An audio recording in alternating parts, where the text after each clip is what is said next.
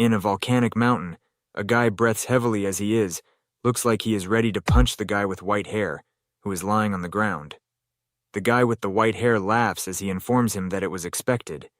He looks at his side and looks over a lot of dead bodies. He tells the guy that he is different from the pieces of trash, referring to the people who are now dead. The guy asks him to shut up with his eyes filled rage. The guy in the white hair asks the other guy to kill him, since she is the only one who deserves to him, while he is laughing.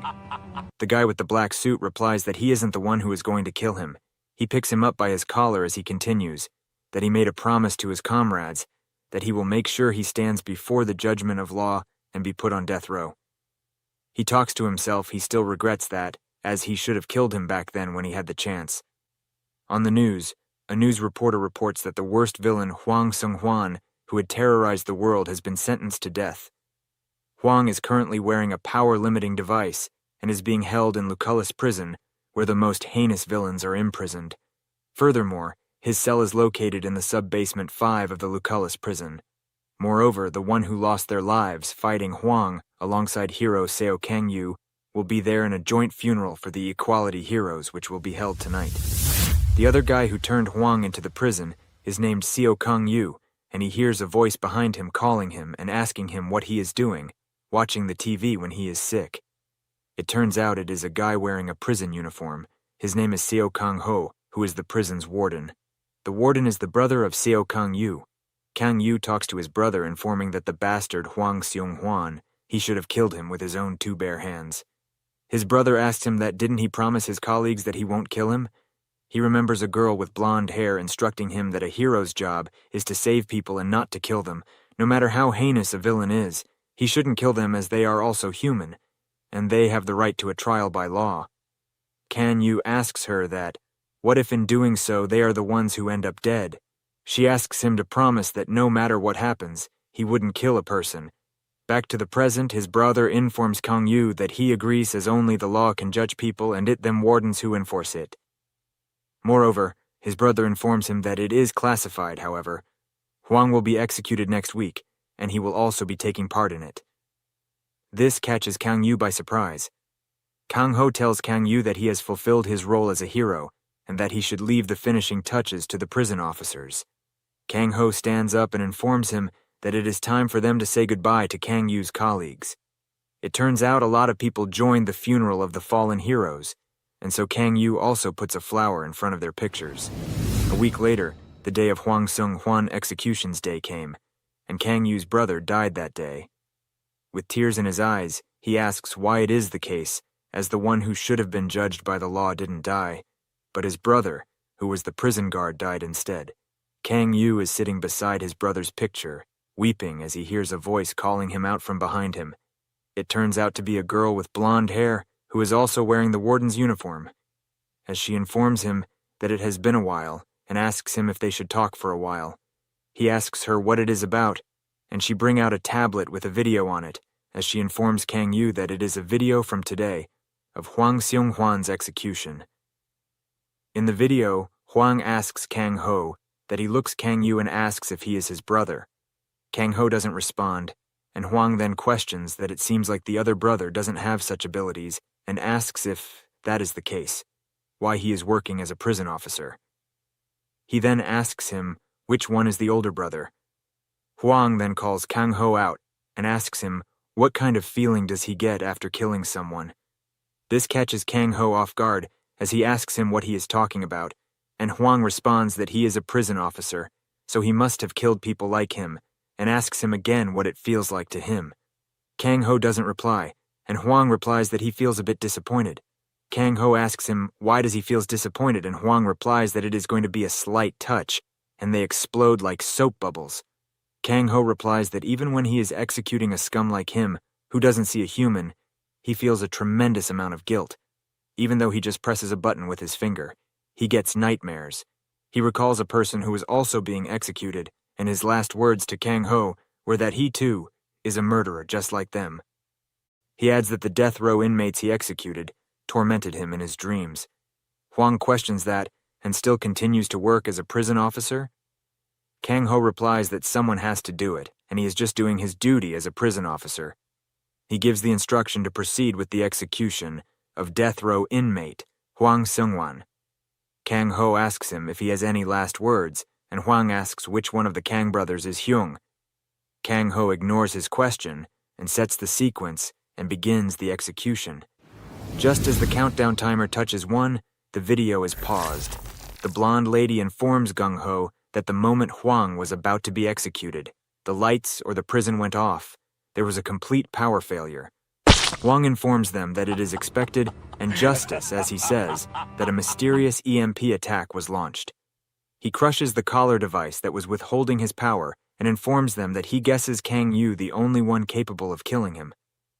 Gung Ho yells for everyone to get down, and just as they get down, a large amount of explosives launched. One of the officers yelled the walkie-talkie, informing others that the death row inmate has unlocked the control device. Just as he left, the others know that Huang appears from behind and touches the guy as he just explodes in a matter of seconds. He teaches them all, and multiple people are dead. Up to Kang Ho as he asks him is he the Hyung. Kang Ho brings out his knife and justice as he tries to slash the guy with his knife. Huang races, his hand, and his hand explodes. Huang asks him that. He is right, isn't he? Which is last pieces of strength. Kang Ho grabbed the button with his lift. Handon yells that he has been brought to judgment, and he must be judged by the law as he tries to hit him. He calls him a monstrous guy, and the only thing that Huang had to do was raise his hands, and every piece of Kang Ho was gone. Huang, as he says that, he guesses he will have to ask Kang Yu for the answer. Back in the present, Kang Yu surprised and angry at the same time. The blonde lady at that moment, Huang and the mysterious EMP attack was caused, and the controlled devices installed on the row inmates on all the floors were released. Fortunately, they managed to prevent their prisoners from escaping. However, there are still numerous prison officers locked up with the prisoners. Kang Yu asks the blonde girl who was responsible for the EMP attack. She responds that it is still under investigation and informs him that this is really sorry to ask him this at his brother's funeral, but could he put an end to the riot in Lucullus prison? He informs her that of course he will, as he will just have one single condition. He remembers that his co-workers once said that a hero's job is to save people, not take their lives. And his brother, a police officer, said that it is the law which judges the people. Prison officers are the ones who executed them. So therefore, he will enter the prison not as a hero, but as a police officer. A lot of prisoners are fighting for their way out. Off to prison, hitting the wall multiple times with their powers. Moreover, they are killing the peace officers mercilessly. And that is where our hero enters the list. They wonder why Kang Yu is wearing a prison of officers' uniform.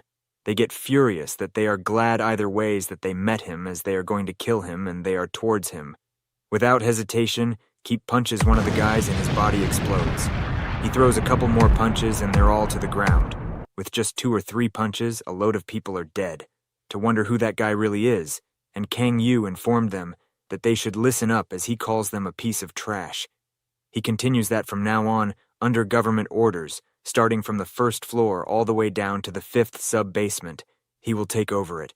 Huang is happy that Kang Yu has come all the way. He informs them that his brother's work will be continued by him and will be the beginning of the execution. The yell execution and what sort of... is that? They call him a bastard and tell at him asking him that, is he going to kill them? Kang Yu replies that after so many people they have killed, do they still think that it is unfair for them to die? A guy from behind the crowd yells that saying that they killed so many people is weird, and lie as he did. Not even kill many of them. Turns out the guy killed 12. Another ad that he can count the amount of people he has killed on his fingers, and turned out he has killed 7. Another guy, Fat, replies that he can do that with just 1 hand, and he turns out he was in the prison for child kidnapping and sexual assault, as well as murder. They yield that, who is he to kill them? And they ask for a lawyer. The demand that earned the also human beings while cursing at him. A guy with green hair, he thinks that it is. Noisy. He had killed 8 people, and was inside the prison for sexual assault. He thinks to himself that while Kang Yu is distracted by the other inmates, he will in an instant get out of the prison, and just as he rushes towards the door, he is trampled by Kang Yu. All of the inmates are shocked. Kang Yu informs them that he will give them a choice. Either they calmly locked the control device and returned back to their cells where they wait for their execution, or for them to just die by his hands right now. A guy with a brown skin and brown hair asks him that wait, is he actually saying naturally? It is the latter. Either way, they're going to die, and it is better to die by rebelling. Furthermore, he questioned that are in the negotiation terms irrational in this situation. Kang Yu informs them that it is not a negotiation, and the last thing he can offer to them is mercifulness. The inmates talk in between each other, informing them that they are fucked. The others each other that they thought it was going to be a prison guard, so why is a hero from the equality here? The brown-haired guy reveals his superpower. He yells, and every inmate looks at him. He tells them to focus and that even if they are a hero from equality, there's no need to make a deal. As with just one strong man, he informs them that he has actually killed a Tier 2 hero, and that was just through teamwork. The other inmates look at Kang Yu and wonder if that is the case, replies that that is right, and that there will be no need for them all to be scared as they should kill him and regain their freedom. In a flashback, the blonde girl informs Kang Yu. The Lucullus prison separates the prison, depending on the level of danger. On the first floor, there are only people who have killed many others. There are more than 300 serial killers there. On the first floor basement, there are hundreds of those who have put towns in danger. On the second basement, there are 30 people who have put the metropolis in danger. On the third basement, there are 10 people who have put the nation in danger. On the fourth floor, there are 5 people who have put the continent in danger. Finally, on the fifth basement, there are 3 people, including Huang, who have put the world in danger. She informs Kang Yu that even though the number of people will be much smaller than what he will have to deal with, the prisoners on the second floor basement and the fifth floor basement are not friendly to each other. However, the philosopher is unique, as there is unity around one person. It turns out to be the same brown-haired guy. His name is Hillison. He possesses a special skill that strengthens his comrades through the sound he makes. Back in the present, Kang Yu informs him that he has attacked a hospital with 30 colleagues and killed 7 people.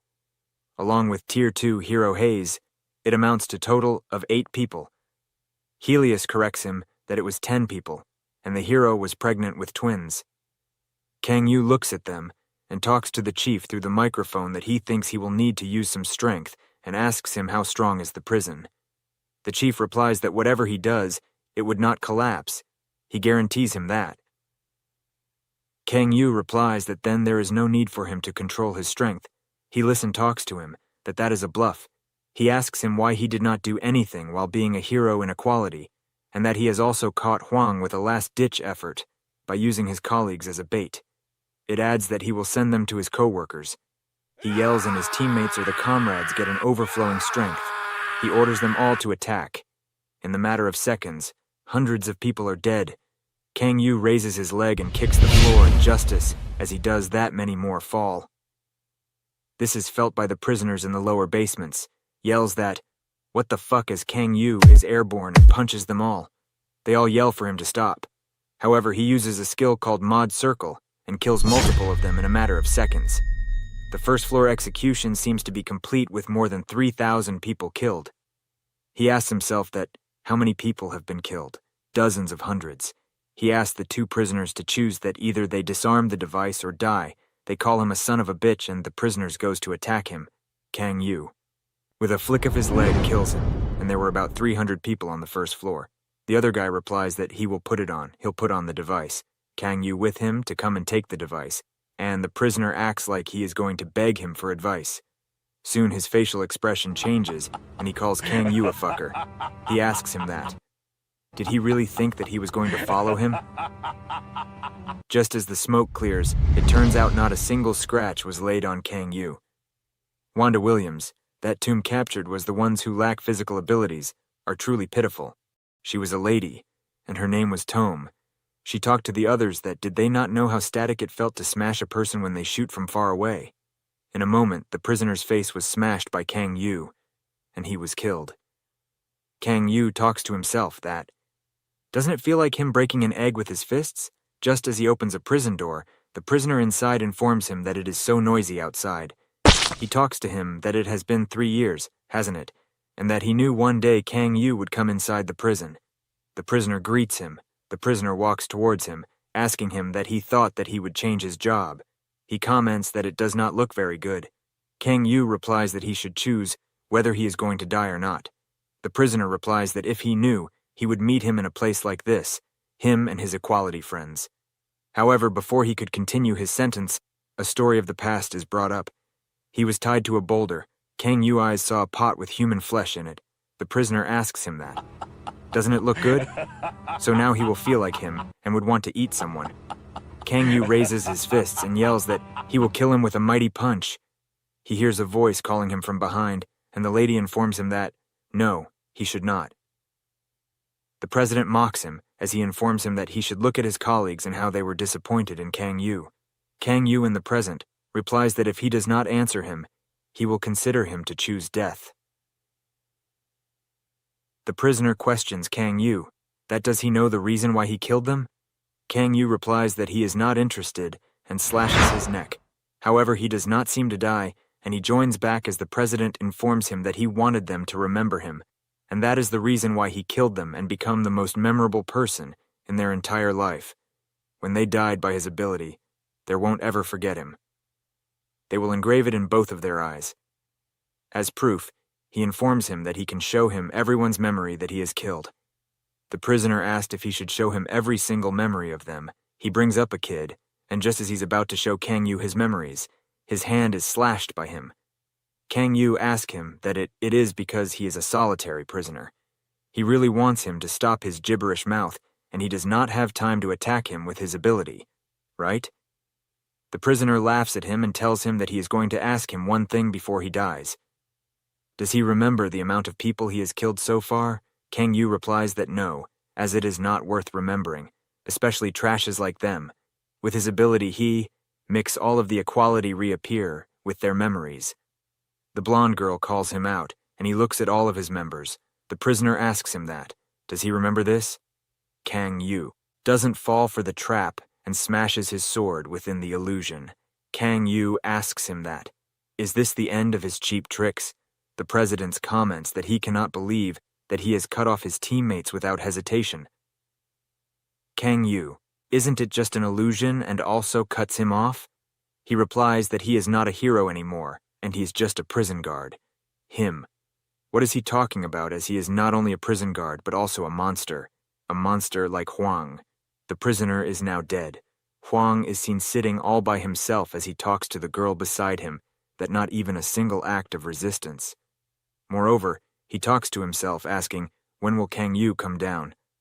And if not, should he go up?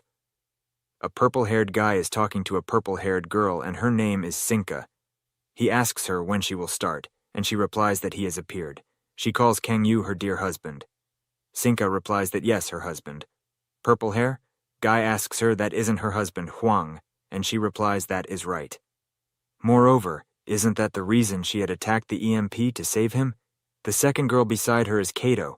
The guy's name is Kansas. Canis replies that the person over there is a hero, and he is the least helpful person for human development. Sinka replies that he was a hero.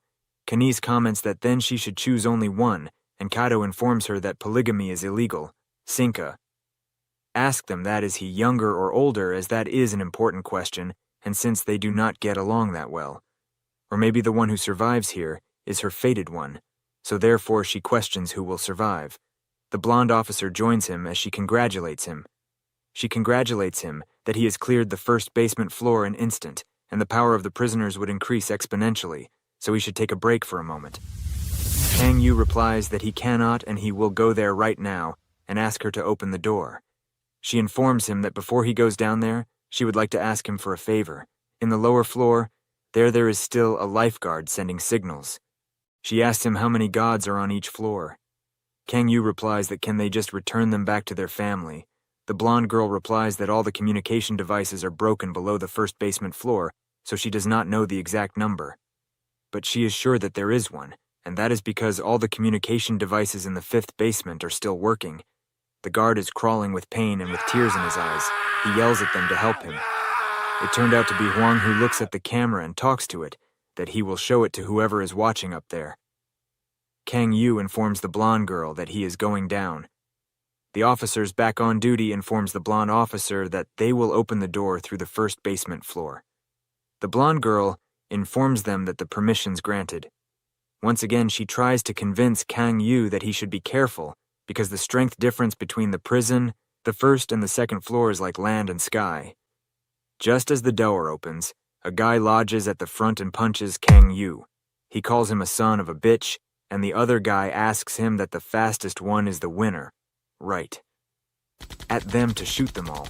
The other guy replies that he knew they would come here and they think that they did not prepare anything.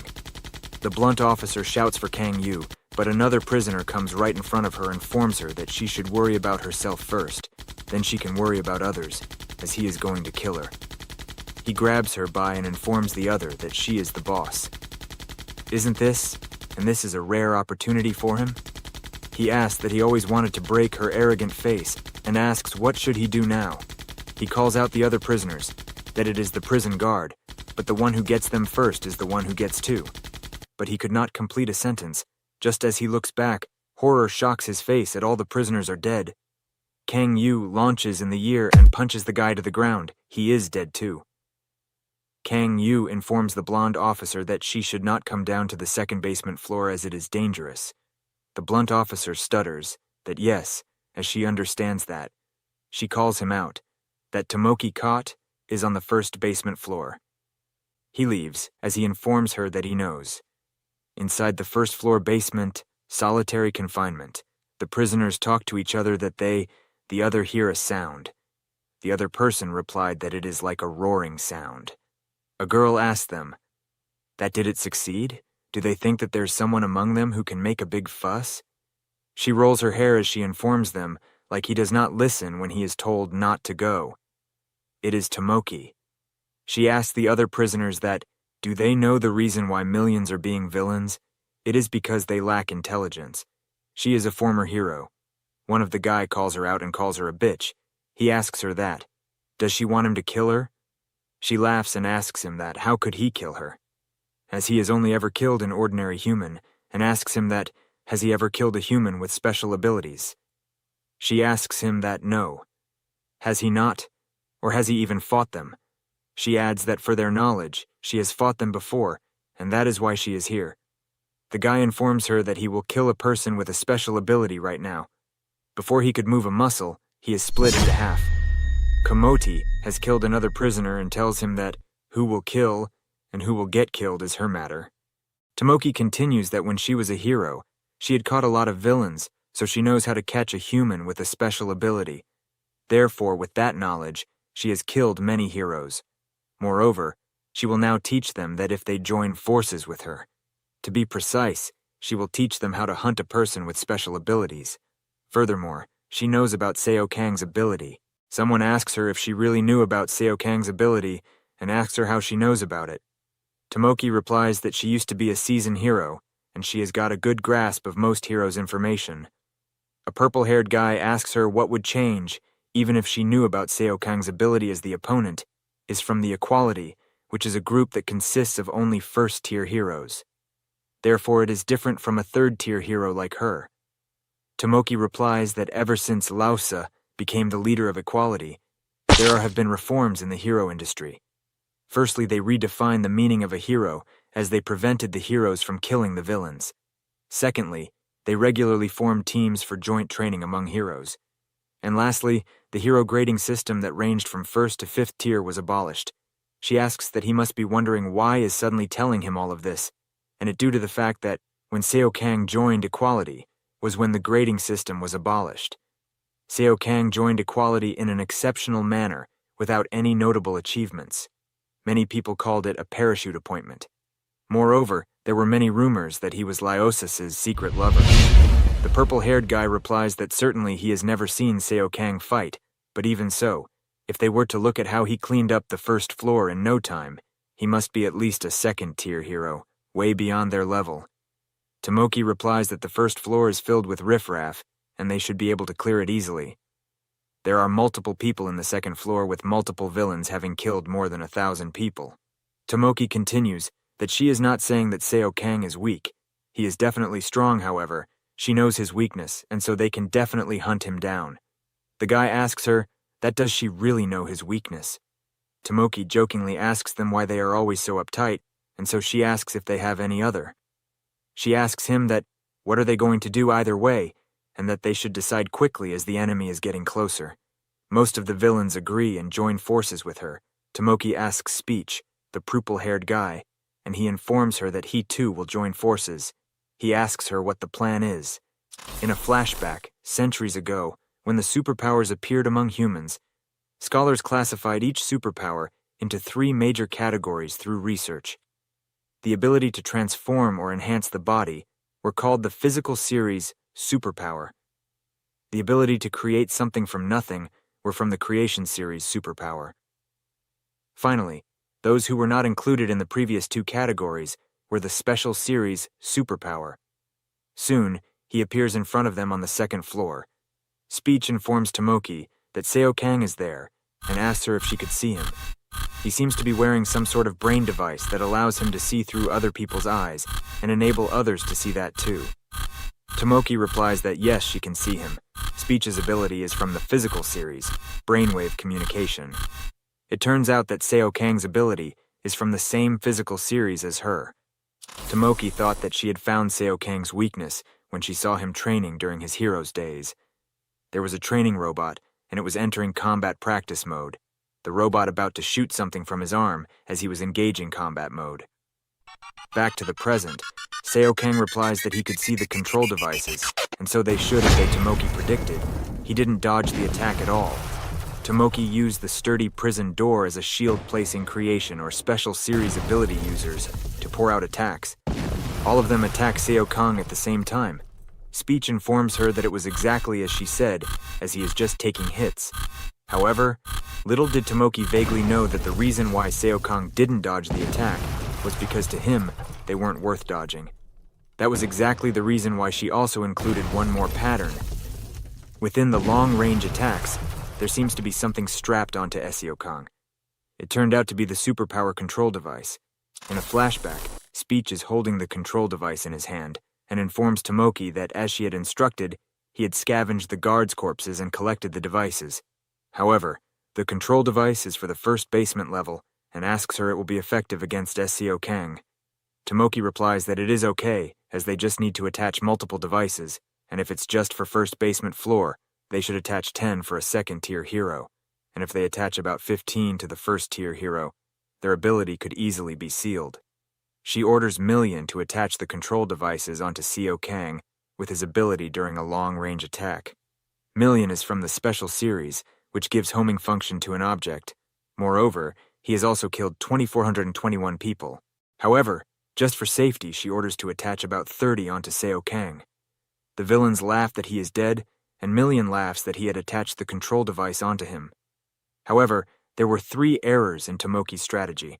The first error was underestimating Seo Kang's strength, as little did she know that his strength has surpassed further than a 1st-tier hero.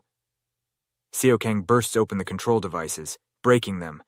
Moreover, in just one punch, many of villains died. Speech is surprised that all the control devices are broken. This also surprises Tomoki. Multiple people are now dead, and Tomoki asks them to prepare the next strategy that they had prepared. A guy holds one of the prisoners hostage and informs Seo Kang that if he moves, he would kill the guard. Moreover, it wasn't just one person, but multiple guards taken as hostages. They yell at Seo Kang that if he wants to save the guards then, however, before they could complete their sentence, he flicks his finger and all the villains are dead, while not even leaving a scratch on the prison guards. The second error was that even though Seo Kang's ability is in the physical series, his powers also seem to be classified as special series. The third error in Tomoki's strategy was that those who didn't want to respond to the strategy, it was too late for them to strategize. Those who were terrified informed Seo Kang that they will put on the control device, however. Seo Kang was having none of it and mercilessly killed them. Speech is terrified and asks what happened as it is total wipeout. He asks her if she has another plan, and Tomoki talks to herself that it is impossible. Speechy is that she should say something as he shouldn't have trusted her words.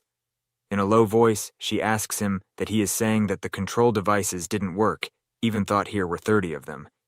He yells that he will put on the control device as if he wants to survive even a little, but before he could complete his sentence, Tomoki asks him to shut up and attacks him. She yells at him, asking him that, who does he think he is to raise his voice at her like that? She asks him that does he think that they are on the same level just because they together. Seo Kang has fallen to the ground, dead. Tomoki talks to herself that she had more than enough to seal a first-tier hero's ability, but all of them broke. She goes into a whirlpool of thoughts, asks herself that if he is that strong, why didn't he fight on the front lines, and screams that it doesn't make sense at all. She looks over and sees a guard on the floor. The guard cries and yells for help. Tomoki, without hesitation, goes straight for the kill. However, her hand is slashed. Turns out that Seo Kang arrived right on time. He calls her Hero Tomoki, but corrects himself as he now calls her Convict Tomoki. He asks her if she has any last words. She tells her that she is screwed, Seo Kang. So if those were her last words, she asks him that. Is it true that all the equality heroes are dead except for him? He replies that yes, she is right. She asks him that is Tome dead too. He does not answer her but looks straight into her eyes. She laughs and tells herself that indeed, she isn't dead as she told her not to be a hero. She calls her little sister that she was foolish. He asks him that he is an equality member and how many people has he killed. Yet, as to the other heroes know about this too. She asks him that, does he know how much Rausa tried to change the hero industry, and yet it is because of him that they're back to square one. She asks him, that wouldn't Rausa be sad in the afterlife? He stares at her and informs her that her last words are too long. In a flashback, the hero industry is not normal one. After what? Tomoki faith after becoming a hero and justice because they are eliminating villains does not mean that they're all righteous. A guy is holding a girl hostage, and the guy yelled at if he moves. However, before he could continue or complete his sentence, he's slashed. The girl alongside the guy is dead. During missions, even if a civilian dies, that status of a hero was absolute. The reason Tomoki became a hero was simple. It was because of her little sister. Her little sister talks to her that her big sister always helps her, and it is like she's also like a great hero. She was Tome. At that time, Tome had no superpowers and relied heavily on her power-possessing sister. However, Tomoki, too, was twisted somewhere. As a hero about saving people instead of feeling proud, she felt a sense of superiority. Tomoki, who had continued her hero activities, eventually killed a villain during a mission for the first time. That was her first murder, and she, for the first time in her life, felt a sense of superiority. She exclaimed that killing people is so exhilarating. Moreover, after that she did not stop the killing civilians, villains, heroes. She killed people without discrimination. Him. Her favorite murder was killing her weaker fellow heroes. There was a sense of betrayal, the shock, and when she finally lost to Bliss, the hero who was lying and crying in front of her and begging for that mercy. That expression drove her mad, but if the tail is strong, it gets stepped on, and Tome, who found it suspicious that Tomoki was coming home late at night, reeking of blood, followed her one day. However, to her dismay and shock, she witnessed her sister's murder scene. Tomoki, surprised, asks Tome what she is doing here as she told her not to stay out late, and tells her that it cannot be helped as she asks her if she would join her sister. This shocks Tome's sister informs her that if she is not one to do it, she will do it alone, and before she could kill that person, Tome yells no. She grabs and holds her hand, and this was the day Tome awakened her ability, and her very first activity as soon as to become a hero at that time was to capture her sister. Since then, Tome became a hero and continuously pursued her sister, who became a villain. Finally, she had caught her sister and told her to the prison. Back in the present, Tomoki asks Seo Kang that did Tome die without suffering, and when he recalls that he tells her that when she fell in the fight with Huang Sung-hwan, she cried that had heard, and she asked her sister to save her. He informs her that she died looking for her sister. Tomoki informs Seo Kang that she should not have asked, as it just made her feel worse. She transforms into some sort of a beetle and starts to attack Seo Kang. I wish she could not lay a finger on him as he dodged her attack. Yeah. He appears from behind her and kicks her so hard that she goes flying. Tomoki doesn't give up and rushes straight for the head. However, He punches her in her stomach so hard that she coughs up blood and falls to the ground. She cries in pain, and Seo Kang informs her that even if they are convicts, he does not feel good about trying to kill a colleague's family. She asks him that. Then could he spare her? She forced the ground as she begs him that, didn't he say he's a hero, and didn't he also promise Rausa? He informs us that he is no longer a hero, however she is still begging for him. Her, as she does not want to die at all. He tells her that her current state is that a sight she would have seen quite often.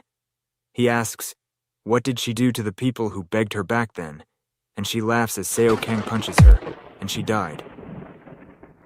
The sound of Seo Kang fighting echoed throughout the prison, and that sound was heard by a lot of people.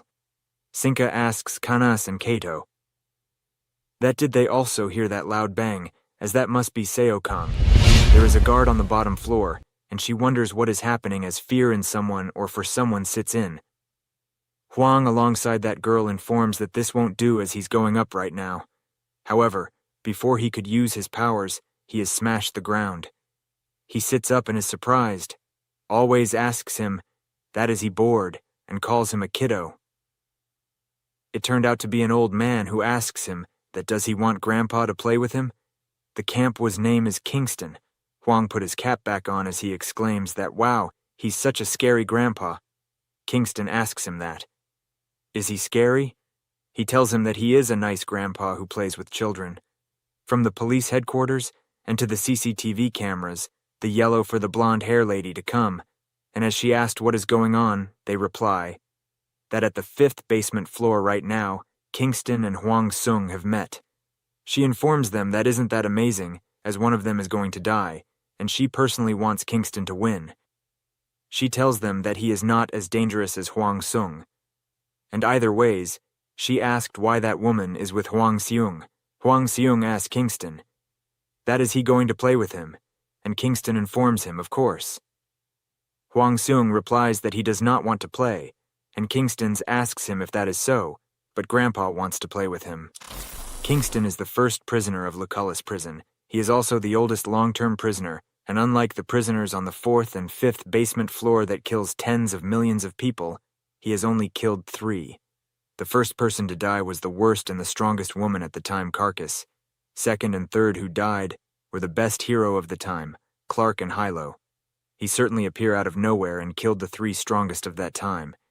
He told everyone that he had killed everyone who was called invincible, and asks if he is invincible now. He let himself be caught by the government, and he was the best in terms of risk, but he surrendered only after killing a few people.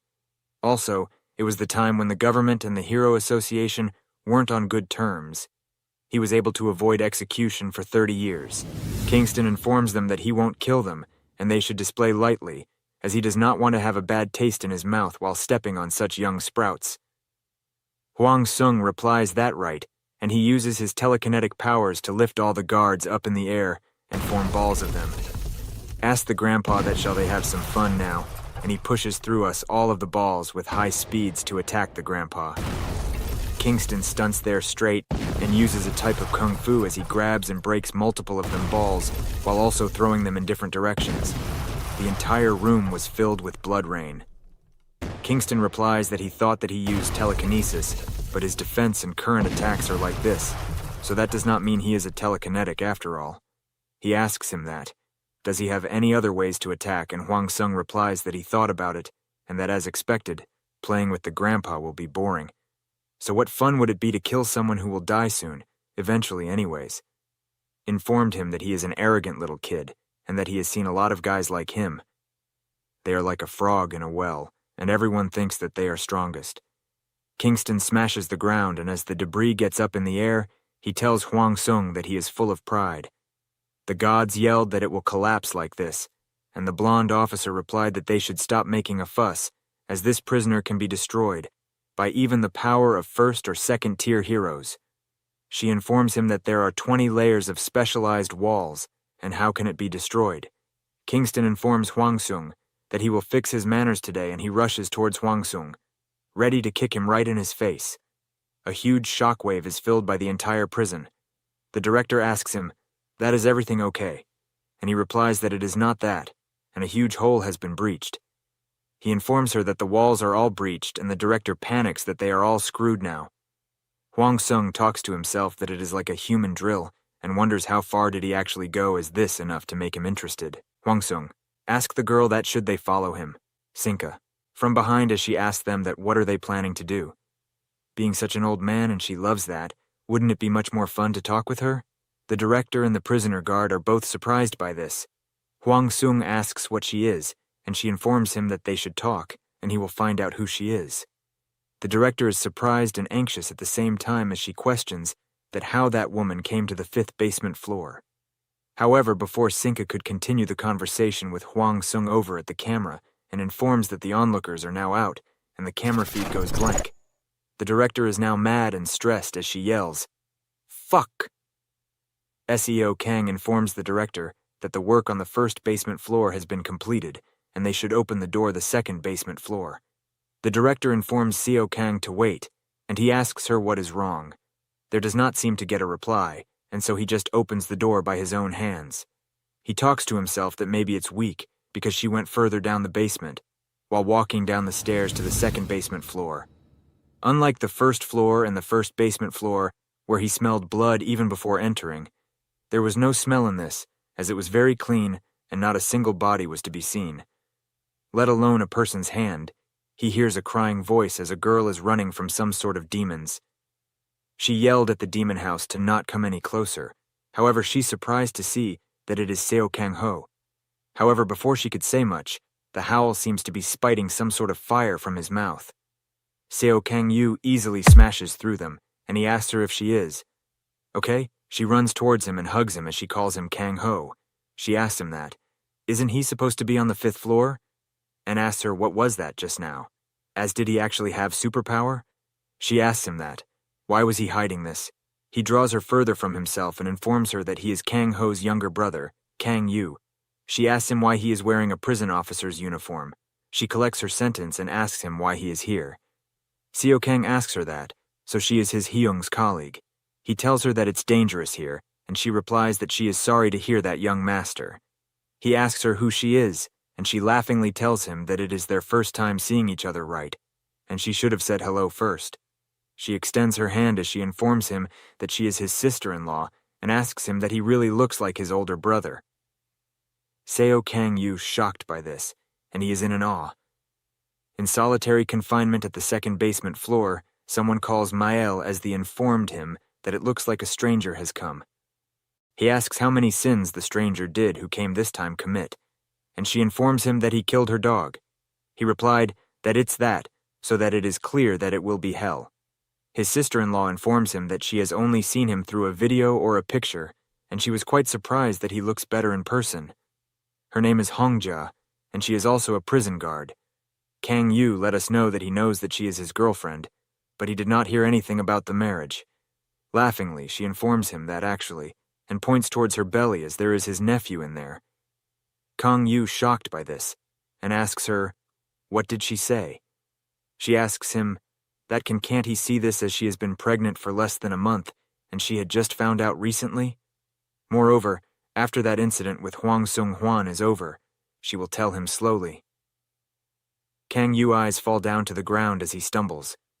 To get his words together and asks her that is that true, and she replies that yes and asks him what is wrong. He does not look her in the eyes as he informs her that it is nothing. She asks him why he is here, as isn't he here to suppress the right, but he is wearing a prison guard uniform. He informs her that he has been appointed as a special prison guard and he worked as an executioner for the prisoners in Luculus. Asks him that he is an executioner and asks him why did he choose that. Moreover, she questions that did the chief order him to do it, and he replied that it seems like she does not have any information about it. He explained her briefly that there was an EMP attack, and she asks him who the hell did that, Kang Yu. They believe that they are still investigating it, and she asks what about Kang Ho, as he went to the 5th basement floor to execute him as well. Kang Yu replies that his Hyung. As he was planning to tell the truth to her, he shuts his mouth as he looks over and she has tears in her eyes. He closed his eyes and tells her that there is someone who's sending rescue signals from the 5th floor basement.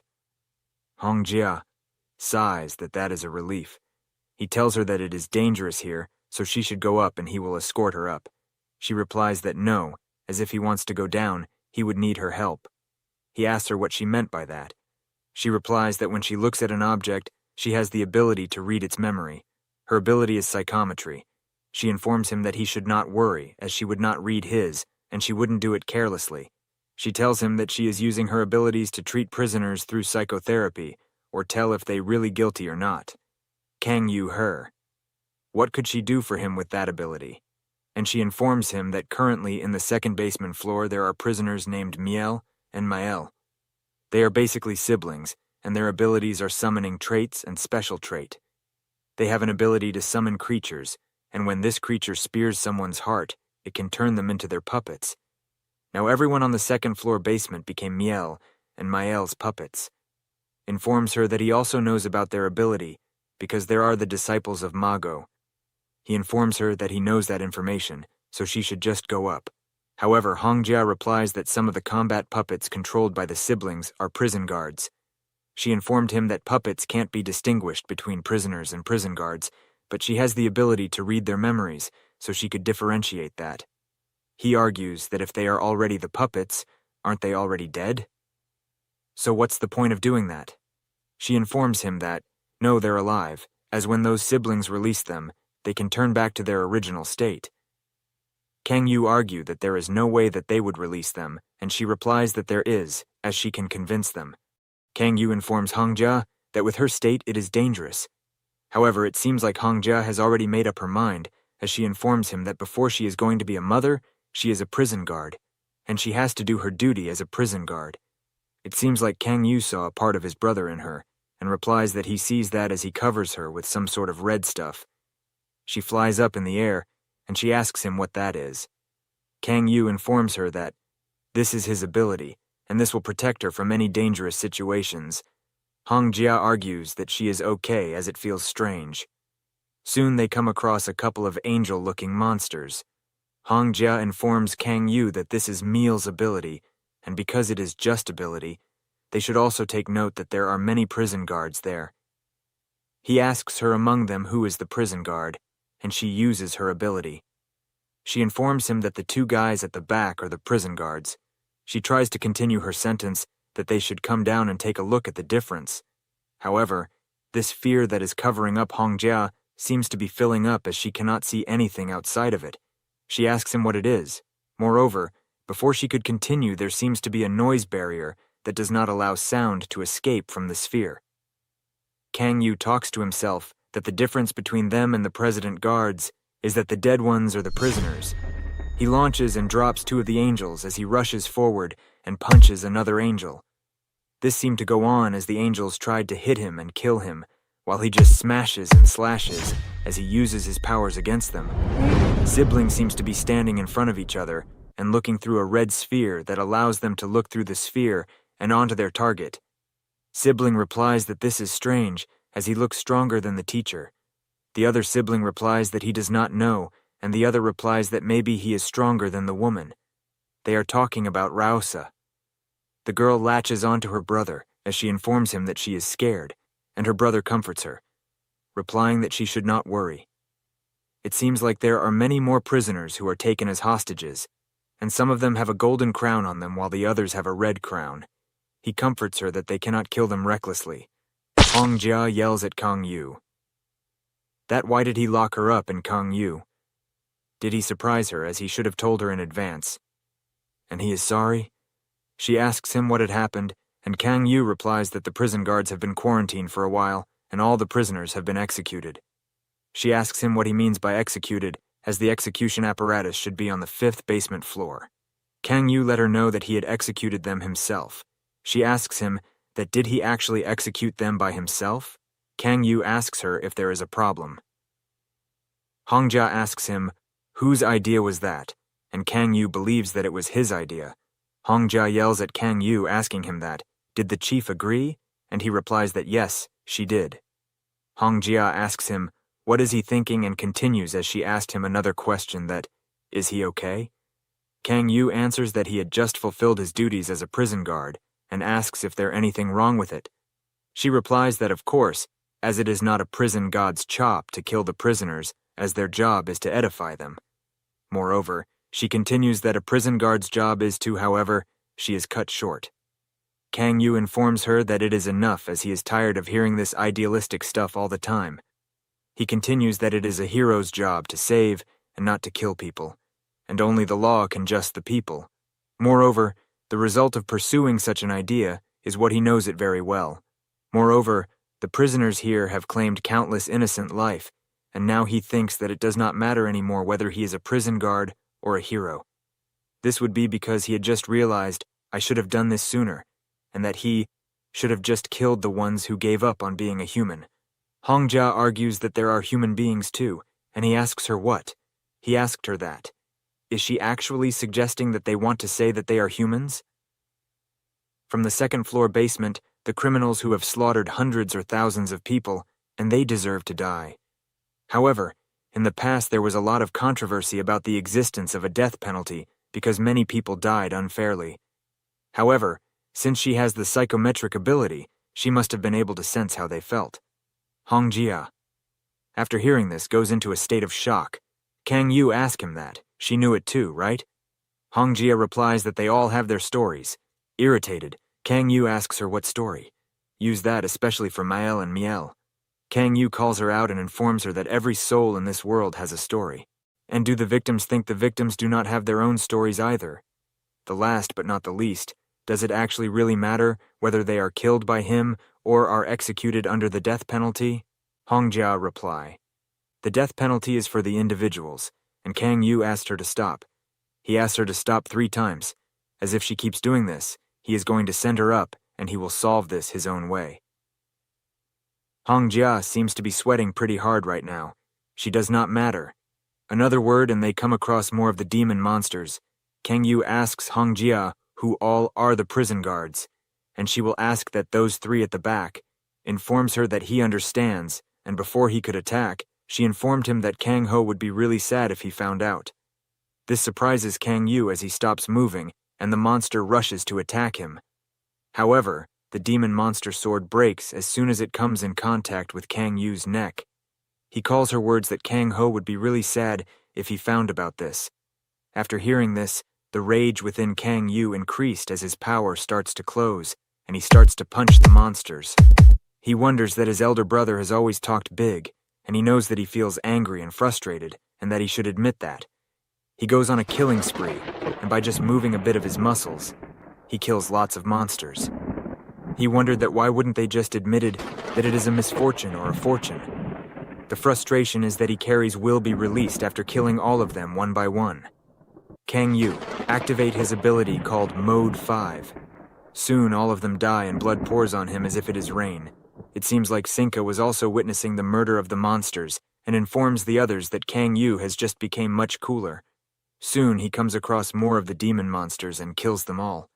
Hongjia informs Kang Yu that the ones at the back are the 3 prison guards. Kang Yu asks her to wait a minute as he looks over, and there seems to be the siblings there. They greet Kang Yu, and he replies that he cannot believe that they are coming to see him on his own, so it will be less bothersome for him. He tells them that it is nice to meet them as well. Hongjia is surprised to see Mael and Miel. The brother asks Hongjia why she didn't come to them as she should be sent to heaven. Kang Yu asks them to release their abilities, as then he will let them go without feeling any pain. The brother asks them that. Is there even an option in which they won't kill them? Kang Yu replies that asked for the first basement floor and the first floor.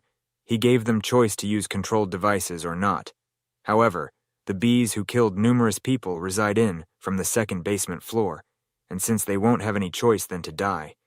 The brother calls Kang Yu an outlander, and mentioned that he has heard that he is his teacher's colleague. He called the woman colleague of his, who caught them and mentions that he has quite a different atmosphere from her. The sister yells at Kang Yu that he is definitely going to hell. It turns out she is male. Her brother's name is Miel, who then asks her to be quiet. Kang Yu informs them that they will know who is going to help first. Miel informs Kang Yu that if he promises to let them go, they will unleash their abilities. Kang Yu replies that he refuses. From the bubble, Hongjia also asks Miel to release their power as it will only make the situation worse.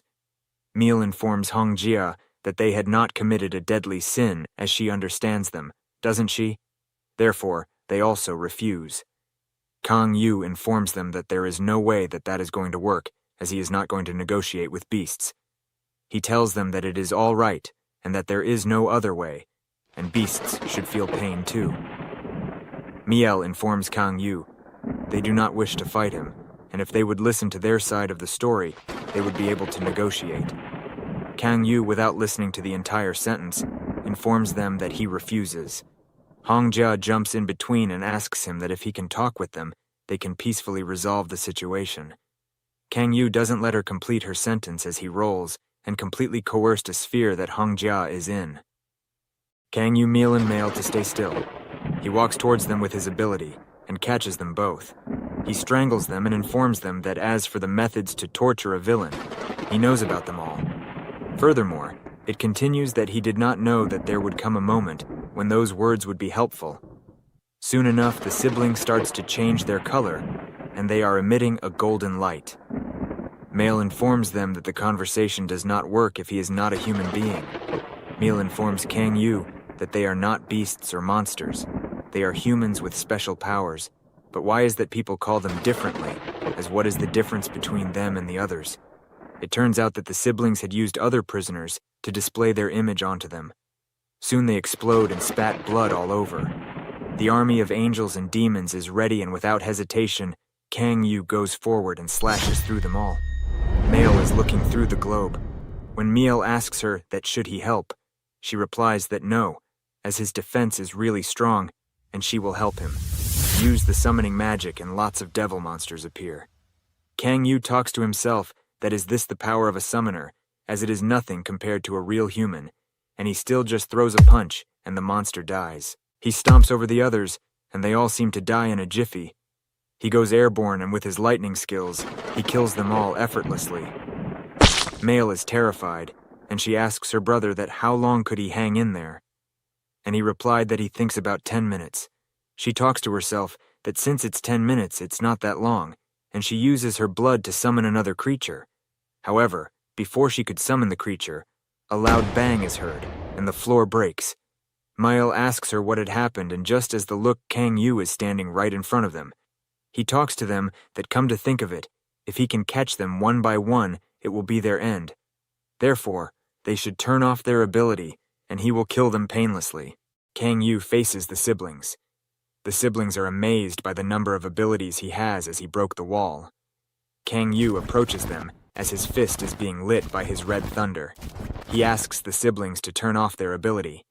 Miel uses her ability to summon angels, and summons 4 angels: Michael, Gabriel, Raphael, and Uriel. However, these angels were no match for Kang Yu as he strikes them down in a matter of seconds. Miel is surprised that he ended them so quickly, and quickly uses the guards as her shield. She yells at Kang Yu, asking him to stay away from her, and that if he doesn't let them out, she would kill all the guards. Before she could complete her sentence, Kang Yu informs her that if she doesn't turn off her ability and release the guards, he would make sure his sister dies a very painful death. It turns out that when Miel was summoning all of her angel creatures, he overlooked his sister's safety. Miel screams in pain as she yells that it hurts. Miel falls to the ground, informing Kang Yu that he will turn his ability off. However, in exchange, he would let her talk to Hongjia. With an overwhelming presence, he asks Miel to turn his ability off, and then he would stop tormenting his sister. Miel turns off his ability, and the 2 siblings hold hands together as they release the prison guards and the villains. Both the prison guards and the villains are surprised at how they ended up there. With a single strike, Kang Yu eliminates all the villains, shocking the guards as well as Miel and Miel. One of the prison guards asks Kang Yu what is going on, and Kang Yu orders them to return to the top. Miel informs Kang Yu that he has stopped his ability, therefore he should also fulfill his promise now. Kang Yu lets them know that he will let them meet Hongjia, however they should go to another place, as this place was filled with dead bodies. Kang Yu releases the cover off of Hongjia as she asks him what had happened. Kang Yu replies to her that the job has been completed. Furthermore, he informs her that Miel and Miel's ability has been released, and all the prison guards have been rescued. She asks about Miel and Miel.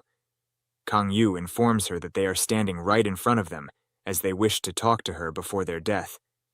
Hongjia informs Kang Yu that the two can still equip the control devices, while Kang Yu lets Hongjia know that he wouldn't repeat himself. Kang Yu looks over at Hongjia and with cold-blooded eyes informs her that the beasts from the second-floor basement who have already killed countless people will all die by his hand. Mile talks to Hongjia asking her what they have really done to deserve to die. Terrified, he continues that they haven't done anything that would justify their execution. Hongjia stares at them without uttering a single word, and with trebling voice informs them that these two need to be killed. Kang Yu asks the siblings if they have anything left to say. Since they didn't, Kang Yu informs them that he will keep his promise, and as it's time to start the execution process. Mael is beyond terrified as he screams in pain, asking Kang Yu to spare them. Kang Yu charges at them with his thunder fists and lands a punch. After the smoke clears, there seem to be Mago, the magician, casting a defensive spell on the siblings. This was Mago's ability called Equality. Both the siblings and Kang Yu are shocked to see Mago appear in such a place. Kang Yu wonders what is going on and asks himself that is this also one of the siblings' ability to summon illusions. However, he suddenly comes to a conclusion that there is no way criminals can use defensive magic of this level on Basement 2. He thinks that he is sure that Mago was the one who casted the ability on the siblings and wonders why Mago had done that. With Kang Yu's aura changing, a red ball of energy seems to be concentrated on Kang Yu's hand as he informs the siblings that nothing would change, he would think about it. The twins are beyond terrified as Kang Yu punches the barrier's walls. However, to Kang Yu's surprise, only the first wall was broken, not the entire barrier. Kang Yu, in rage, asks himself why Mago had done that, and why did he do it in the first place. Without a second thought, Kang Yu punches the barrier again and another wall breaks. He keeps hitting the barrier, and the walls start to crumble. However, with every wall he destroyed, he felt an uneasy feeling that he just couldn't get rid of. In the past, he remembers his team. Mago was playing with the children, while a lady asks, "That is the old man not tired at all?" The guy asks Tomai if they will have children after they get married, and with a snarky reply, she tells him that, when did she say she would marry him?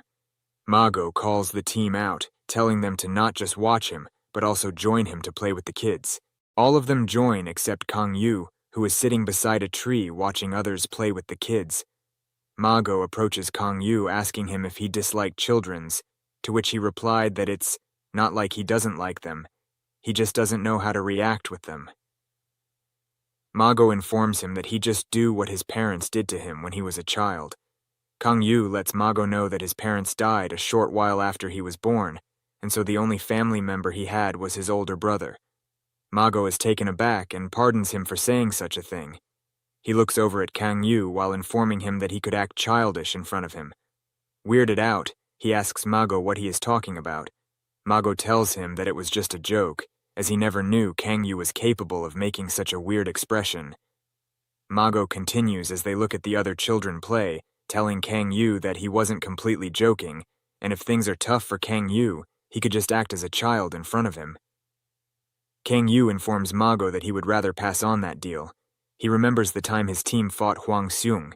He remembers all the dead bodies of his comrades piled up. There was Mago who was still faintly alive at the time. He told Kang Yu that it's all right, and it will be all right. Kang Yu thinks that there is just one wall left. Kang Yu looks over at Mago's figure that had the barriers casted. He removes Hongjia from the protective bubble and asks her if she can read memories from abilities. She informs her that yes, she could.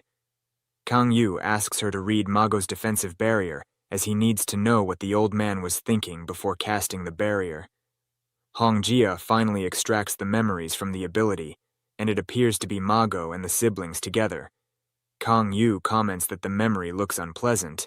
However, Hongjia thinks that the memories are cute. Kang Yu asks her why the memories of the murderers, the twins, are also present. Hongjia replies that it was because the ability was casted on them and that she didn't display them on purpose. Kang Yu informs Hongjia that he is telling this to her that no matter what situation the twins had, he would still execute them. She tells him all right.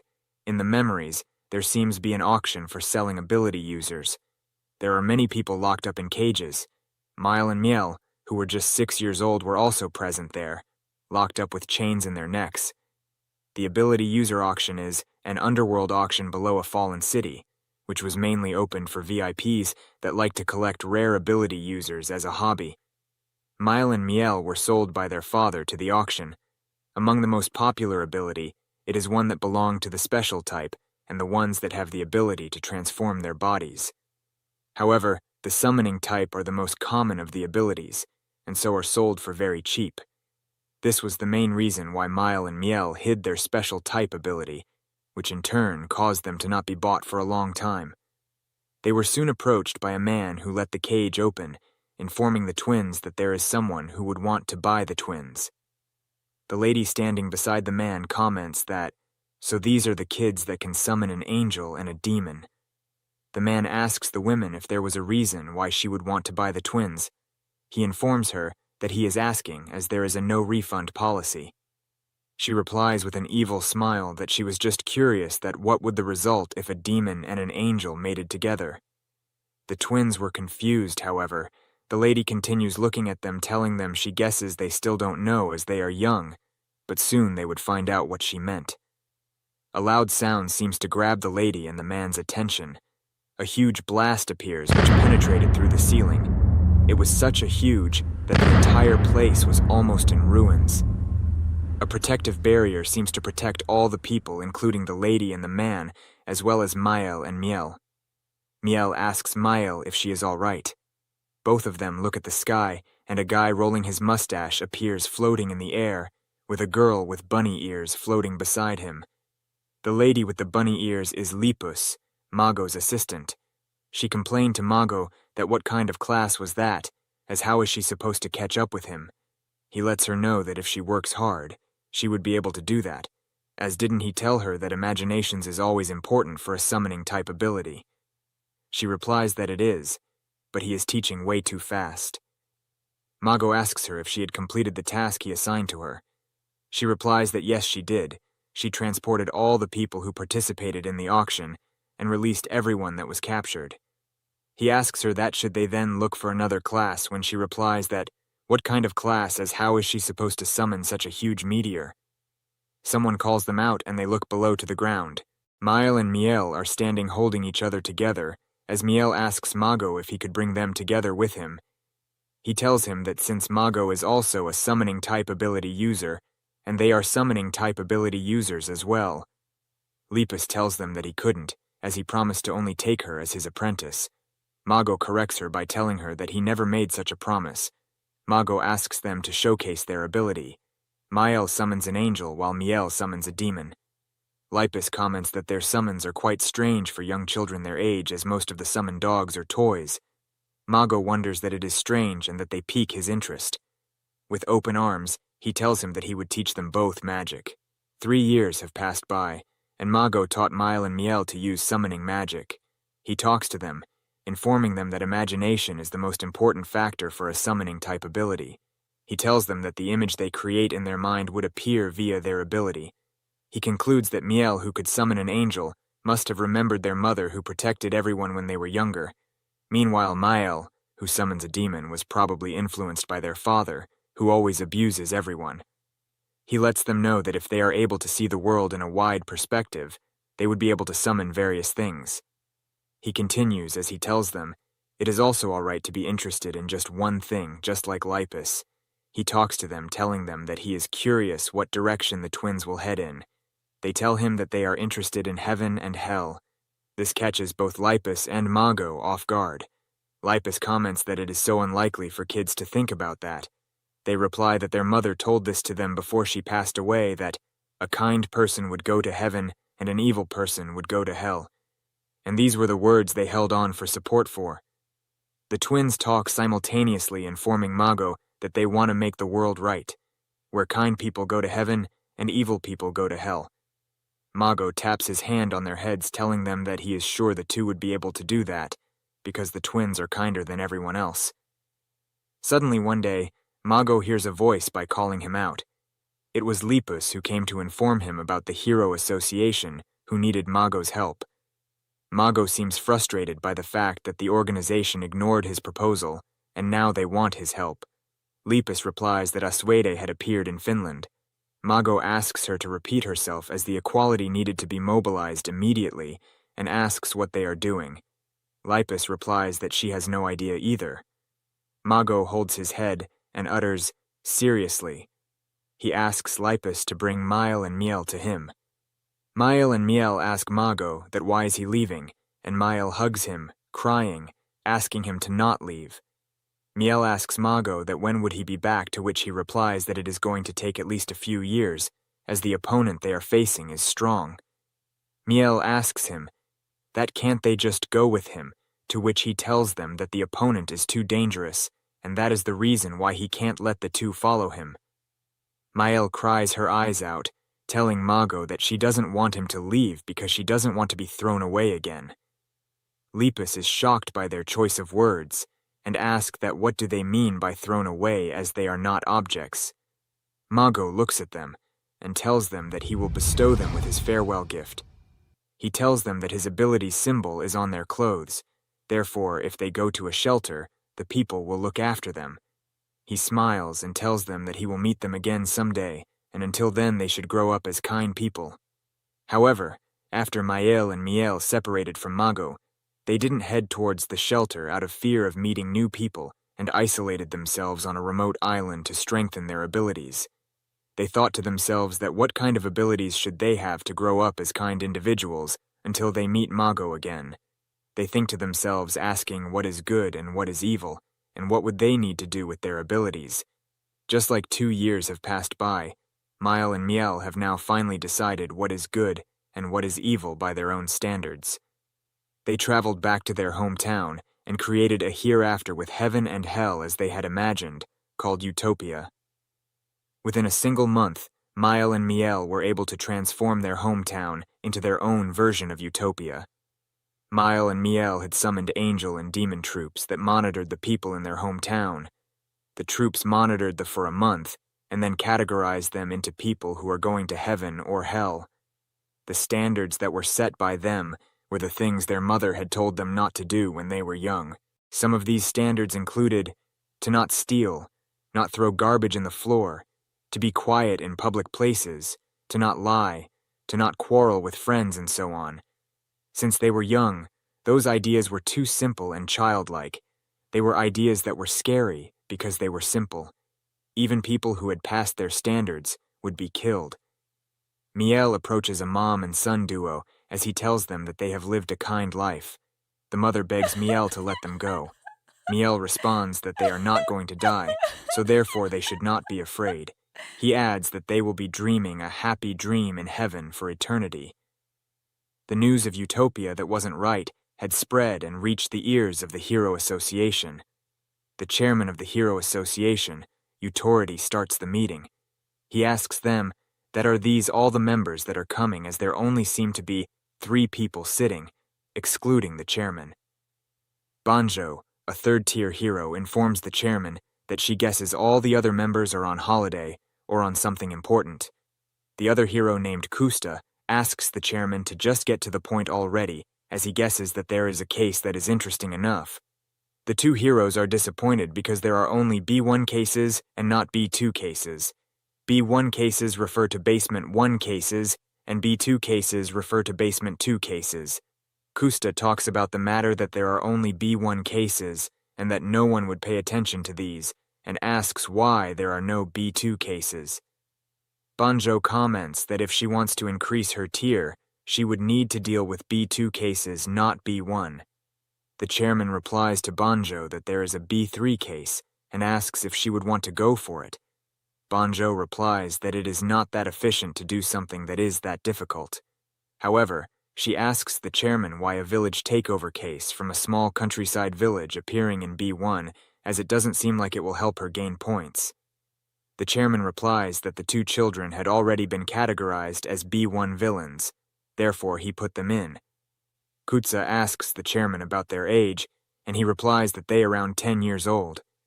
Kutsa comments that they still haven't hit puberty, but have still somehow managed to occupy the whole village.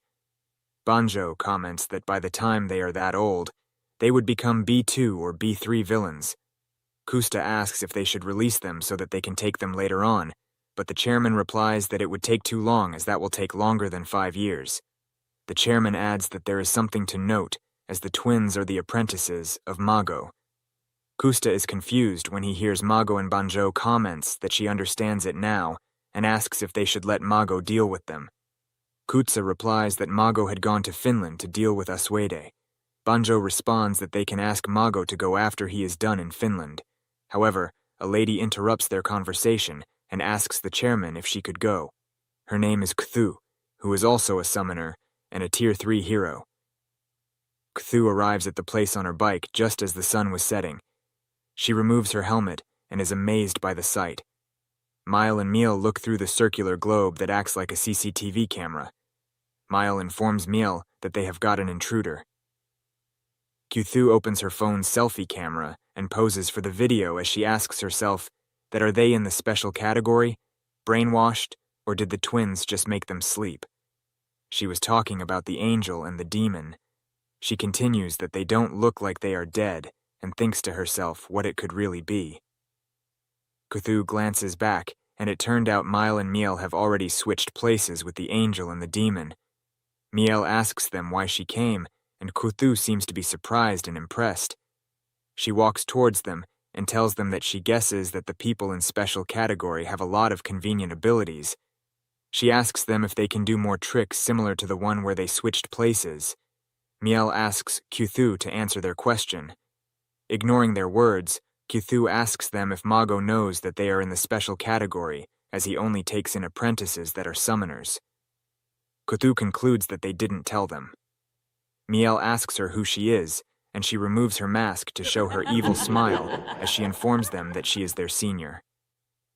Miel backs Mael, informing that the only senior they have is Lepus. Cthu thinks that Mago has erased her, as she uses her fingers to show Miel that she was very interested in sharp things. She continues as she tells the twins that Mago told her if she wanted to train attack-type magic, she should also train defense-type magic. However, she didn't listen to him, as defense-type magic just wasn't her thing, and so she stopped listening to him. Moreover, after that, he had stopped paying attention to her, and starts to cry as she yells that Mago is so mean. She screams and yells that Mago is mean as tears start to flow through her eyes. This was scary enough for Mael and Miel, who were just 10 years of age. She yells that Mago always smiled when he praised her, and now he has completely erased her. Miel uses his angel magic to try to summon an angel and was asking her to go away. Before he could complete the sentence, a large number of scissors were summoned out of a portal. She uses the scissors and attacks the people, killing them. With crying eyes and a wicked smile, she asks the twins, who were already terrified, that if she does this, Mago will remember her, right? Cthu continued laughing creepily while killing the hypnotized people and shouted the word, "Euphoria!" Miel asked Mael if she was all right as they were teleported back to the circular globe place. As the siblings watched the globe, they got terrified, asking, "What is this?" Cthu was continuously killing people while terrifyingly shouting, "This is it! It's this feeling! This is way more enjoyable than I had imagined." She saw one person and tried to attack her with her scissors, saying, "More, more, yes, more." But Miel and Mael stopped the attack by teleporting to the spot and using their defensive magic. Cthu looked impressed and said, "Wow, defense magic! You did a great job learning from the teacher. It's so sturdy." A demon sneakily tried to attack her back, so she cut him in half and continued her words. "But your attacks still need a lot of work." Mael shouted at her, "Hey you, you'll definitely go to hell." Cthu sarcastically laughed and added, "I'm your senior, you know? Your words are so harsh." "Ha! I've always wanted to use my ability in a place full of people, but if I do that, I'd still be arrested even if I'm a hero. That's why I didn't do it.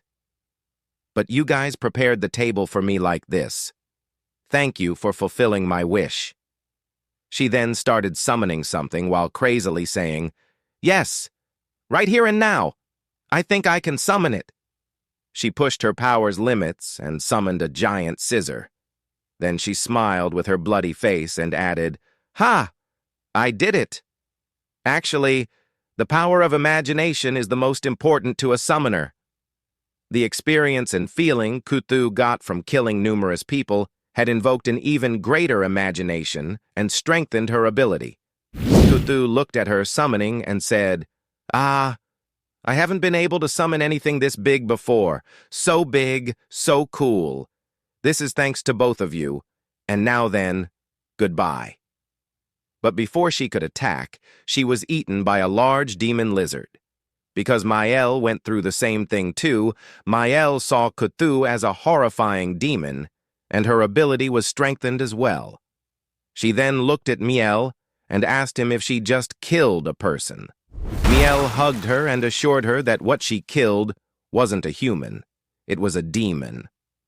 1 year later, Mael and Miel created an even bigger utopia that belonged to them, and both of them were registered as a new case within the Hero Association as B2 villains of Ruthless prison.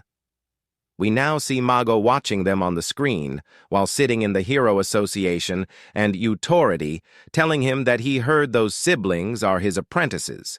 Mago asked how this happened, on which Authority asked back, "That's exactly what I want to ask you." Mago tried to walk out saying, "I need to go." But Authority shouted at him, telling him that he cannot go. Mago asked, "What?" Authority replied, "I asked you to kill a Swede before returning, but you didn't do it, did you? I can't believe you captured him alive and handed him over to the government. There's no need for me to let you do what you want either." Mago shouted, saying, "There's no point in talking to you anymore. I'm going." Authority used his powers and angrily said, "I already told you, you can't go." Mago got ready to fight, saying, "Shut up! You're just a lunatic who's obsessed with authority." Right then, a third-tier hero named Rausa arrived and said that she'll go. Then she walked closer to Mago and told him to trust her. Back to the siblings' utopia, as they saw Rausa, Miel said to Mael, "Mael, there's an outsider." Mael replied, "Yes, the outsider that has come this time. Just how many sins do you think she's committed thus far?" Rausa moved forward and saw some angels flying up in the air. She remembered them and said, "They're the heroes who previously took on this mission. They seem alive at least." Miel asked Rausa, "Outsider, who are you? Why have you come here?" Rausa replied, "I'm the hero Rausa. I'm here to bring you back." As soon as both siblings heard this, they activated their powers and threatened Rausa to leave that place. Miel said, "If you don't go back, you'll be sent to hell." Rausa replied, "All right, I'll go back. In return, I want both of you to come back with me. Let's go back together." Rausa defeated the monsters with her powers and walked close to the siblings, saying, "You're children with kind hearts. I don't feel any killing intent from your attack at all. This is saddening. If the people who came to you were good heroes, then the situation wouldn't have gotten as bad as this. Strange, isn't it? You think what you're doing is correct, but there are so many people coming to get in your way." Miel said, Don't come any closer." Rausa added, "Don't be scared, I won't hurt you, but what you're doing isn't correct. Your teacher is sad right now." Miel asked, "Teacher Mago, he's back."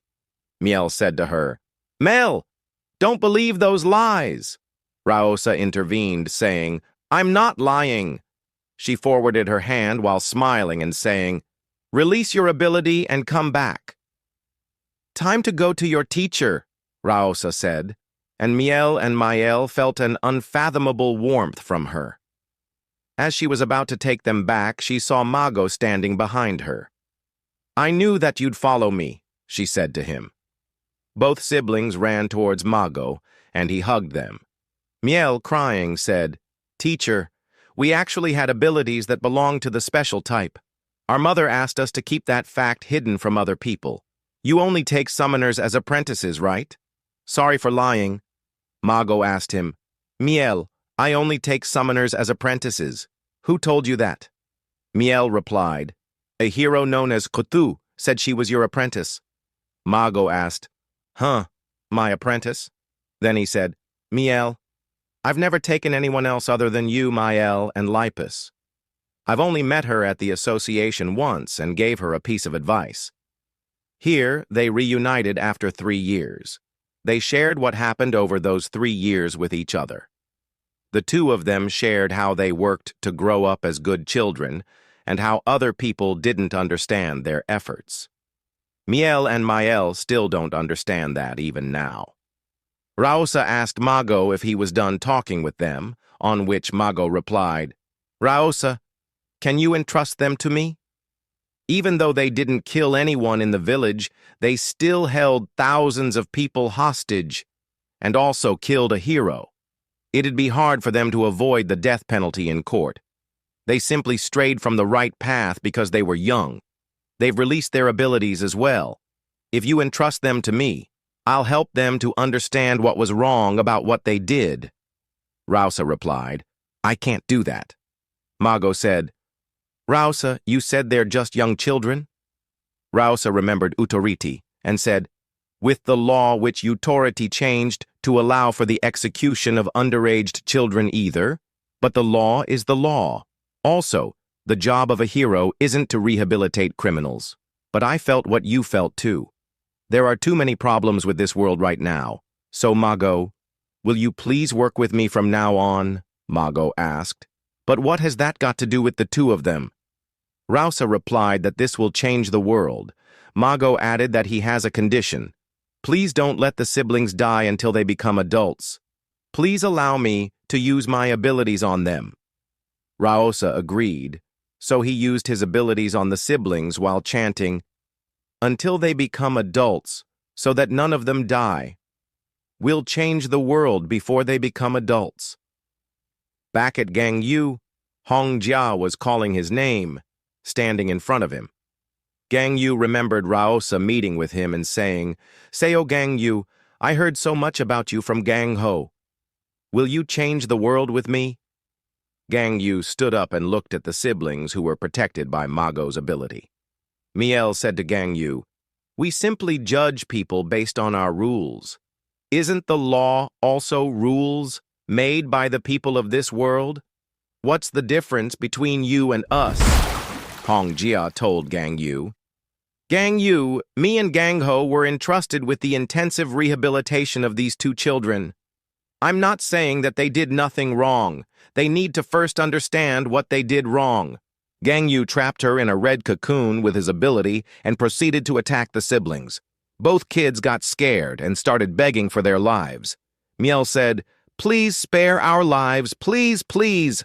On second thought, I think we were wrong. Mom, teacher, please help us. Gang Yu punched the ground, making the whole area feel like an earthquake. He was holding himself back, making his teeth bleed as he said angrily, seriously, this is so upsetting. I had a lot of thoughts, and those thoughts... Suddenly, a portal appeared in front of him, through which both siblings were shredded into pieces. A girl walked out and asked Gang Yu why he was thinking so much. Thinking too much does not suit him. You're way more handsome in person. She then said, oh, hi there, my husband. The bride has arrived. Nice to meet you. My name is... As she spoke, Gang Yu tried to punch her but was stopped by one of the girl's servants. The servant asked Gang Yu, when someone is talking, isn't it basic manners to listen to them? The girl stopped him and said, Canis! He's someone who'll become your master soon. You're the one who's being rude. Canis apologized. I'm sorry, Miss Sinka. Annika then said, ahem, let me introduce myself again. Gang Yu tried to punch her again, but this time Annika used her ability to stop him and said, you're so impatient. Since we'll be seeing each other for a long time, let's talk a little. My name is Sinka. Sinka is a special type who can manipulate space. She further told Gang Yu, I'm the woman who'll become the Eve of a new mankind. Gang Yu said, Eve? I'm tired. I'm so tired mentally. A crazy bitch just appeared. Sinka asked, huh? A crazy bitch? Then she asked her servants, I'm probably the one who's the most sane in this world. Isn't that right, guys? They both said yes to that. Sinka asked Gang Yu, do you know that mankind is in a really dangerous situation right now? Mankind is slowly degenerating right now. At this rate, we'll be extinct. Gang Yu, who do you think is a threat to mankind? You, who belong to equality, probably think that would be the villains or the heroes of the past that had absolute authority. However, that's completely wrong. What's eating away at mankind right now is those without abilities who live with the title normal. Those genes are to be culled. Only those who possess superior genes should be producing future generations, but due to the sacrifice given by those who have superior genes, the genes that were supposed to be culled have multiplied tremendously. For example, the second gen equality, heroes led by Rausa. They possess such incredible genes, yet why did they still die even though the logic of nature says otherwise? It's natural for those who are not selected by evolution to be extinct, but they tried to stop that. Oh, Gang Yu, you're fine. You're no longer a hero now. Right now, you're already enjoying killing off those with weaker genes, right? I fell in love when I saw that. Ruthless prison is the gathering spot for superior humans that'll become the new mankind that were unfairly imprisoned here for killing inferior humans. After we get rid of all heroes that stop the evolution of mankind and all the inferior humans, we'll build a world where only people who possess strong abilities exist. The Alpha world. Oh, don't worry. If the strong heroes change their minds and join us, we'll include them within the new mankind. We're not that strict. I try to not kill anyone who's not a criminal, Gang Yu said, but it looks like killing is inevitable. Sinka got excited and said, Oh, killing? Right here? Oh my, that's so embarrassing, Sinka's servant added. Miss Sinka, I don't think he means the same thing as what you're thinking, Sinka said to Gang Yu. All right, but let's not do that now. We'll do it when we're alone next time. Her servant again intervened, saying, Miss Sinka, I told you he doesn't mean the same thing as you. Sinka stopped her. Be quiet, you don't know anything. Then she said to Gang Yu, Ahem. So, in any case, you're Adam and I'm Eve. The new children made by the two of us would lead the evolution of mankind. Actually, at first I thought Shenghuan as Adam and used an AMP attack to save him. But this prison security is a lot stronger than I thought. No external attacks could do anything to it. Which is why, after we got our hands on the internal floor plan, we used a customized EMP and blasted it from within using my ability. I talked to Shenghuan after that. He's still underaged and hasn't even gone through puberty. You know that your ability is only complete after puberty, right? But time is precious. That won't deter me. My name Sinka means to be full of imagination. Before Shenghuan becomes an adult, I'll work with you, Gang Yu, for mankind. Once he becomes an adult, we'll then work with him for the sake of mankind. I found the solution to pass on the two superior genes that belong to the both of you. What do you think? The two of you could become a family that's not blood-related. You can both reconcile. Isn't that great? Did you understand what I was saying? Gang Yu angrily asked her. So you guys were the ones behind the AMP attack, right? Sinka said. Not that. I meant the other things. Oh, right. Your older brother was a prison inspector, right? He died after the EMP attack. That's all right. You can just build another family with me. Let's build our family to be as big as possible. How's that? Have you decided? Gang Yu replied. I already decided a long time ago. She asked, Oh, really? Gang Yu got ready to fight and said, I take back what I said about killing being inevitable. I'll make it as painful as possible by ripping you apart and breaking your bones into pieces. A servant said, Isn't that the same as killing? The other added, That doesn't look good. Sinka asked, Wow, how could he want to rip me apart? Well, a lover's quarrel doesn't sound bad. We'll get to know each other more when we fight. Gang Yu attacked the shield again and penetrated it. Sinka said that he's so energetic. Canis, understanding the situation, added, "This is really dangerous." Gang Yu again tried to attack her, but she easily stopped it. Then she opened a portal and entered inside it, saying, "Wait a second, let's do it outside. Cool your head a little before coming." Gang Yu unleashed more of his power, making bursts of dark red light. He immediately caught up to Sinka. Then he tried to finish her off with a kick, but Sinka again vanished into a portal, saying, "Hey, hey, hey, it's like we are playing hide-and-seek." Gang Yu missed and kicked the ground fiercely. Sinka opened another portal and teased Gang Yu, saying, "Blay, Blay, it's already closed. Come and catch me." Gang Yu turned his mode 1 on. Watching this, Sinka said, "Oh, that's what you did on B1. Gang Yu tried to grab Sinka's head with his claws, but again failed. She appeared from another portal, telling him to wait a minute, but Gang Yu wasn't in the mood to play around. He used his speed to travel through the portals as soon as Sinka opened them and was about to grab her. But Gato interfered, grabbing Sinka from his back and saying, "Meow." Sinka asked Gato, "Gato!" Things were getting good. "Why did you get in our way?"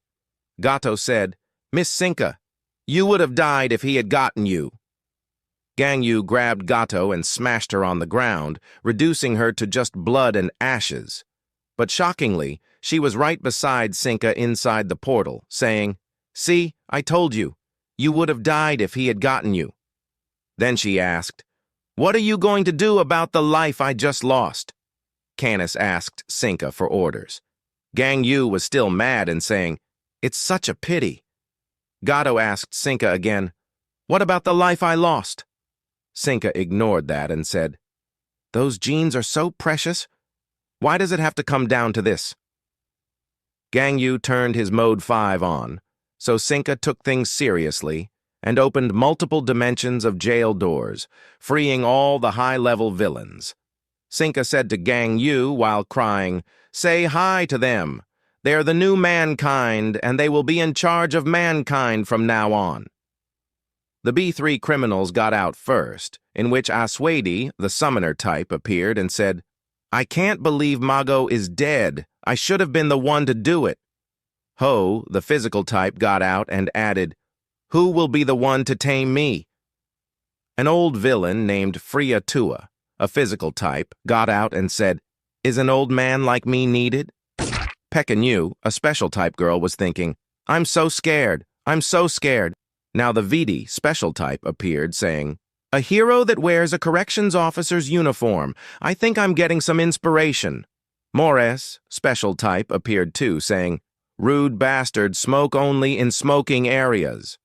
A girl named Xingxi, a physical type, appeared while crazily saying, "Zing, zing, zing, zing, zing, zing, zing." Physical type Tiburon, beside her, asked her, "What the hell are you on about?" Hyunju Young, a special type, entered with a swag saying, "Bah ha ha ha, there are people worse than demons gathered here." Now the B4 villains. First, Tatsu Jin, a special physical type, came holding an empty sword sheath saying, "Huh, the sheath is empty." Then Stiffness, a physical type, said, "They're useless bastards that need to rely on weapons, huh?" Terrapir, a physical type, asked, "Number 4 is still alive?" Maledity, a special type summoner, appeared wearing short clothes and said, "I knew these clothes would be much more comfortable." Hero, a special type who looked like a robot, was there as well. And then finally, the B5 criminals. At first, a special type, Ahura. Then Huang Xionghuan, special type, entered while calling Gang Yu's name.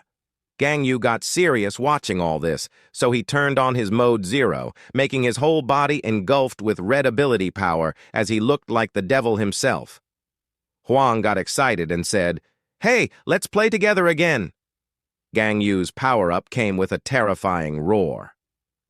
The roar that seemed to swallow everything roared throughout the prison. Mores saw this and said, "What a barbaric way of fighting." Ho added, "I hope no one was careless and got injured by the impact wave." On the other side, guards told the warden that they needed to get out, but the warden was already feeling powerless, so she said, "How did things end up like this? This wasn't how I thought it'd go." Back at Gang Yu, all the criminals of B3 and B4 were captured by the Equality Heroes. However, none of them have seen SEO Gang Yu in his battle mode. Hero, watching Gang Yu, added, "I understand why that bitch Rausa stopped SEO Gang Yu from fighting." Terrapir said, "Ah, death. That's what death looks like when it's manifested, huh?" Those who saw his appearance felt awe, jealousy, sadness, and happiness. Huang asked Gang Yu, "Why did you never show that technique when you previously fought against me? You had more in you. You're truly incredible."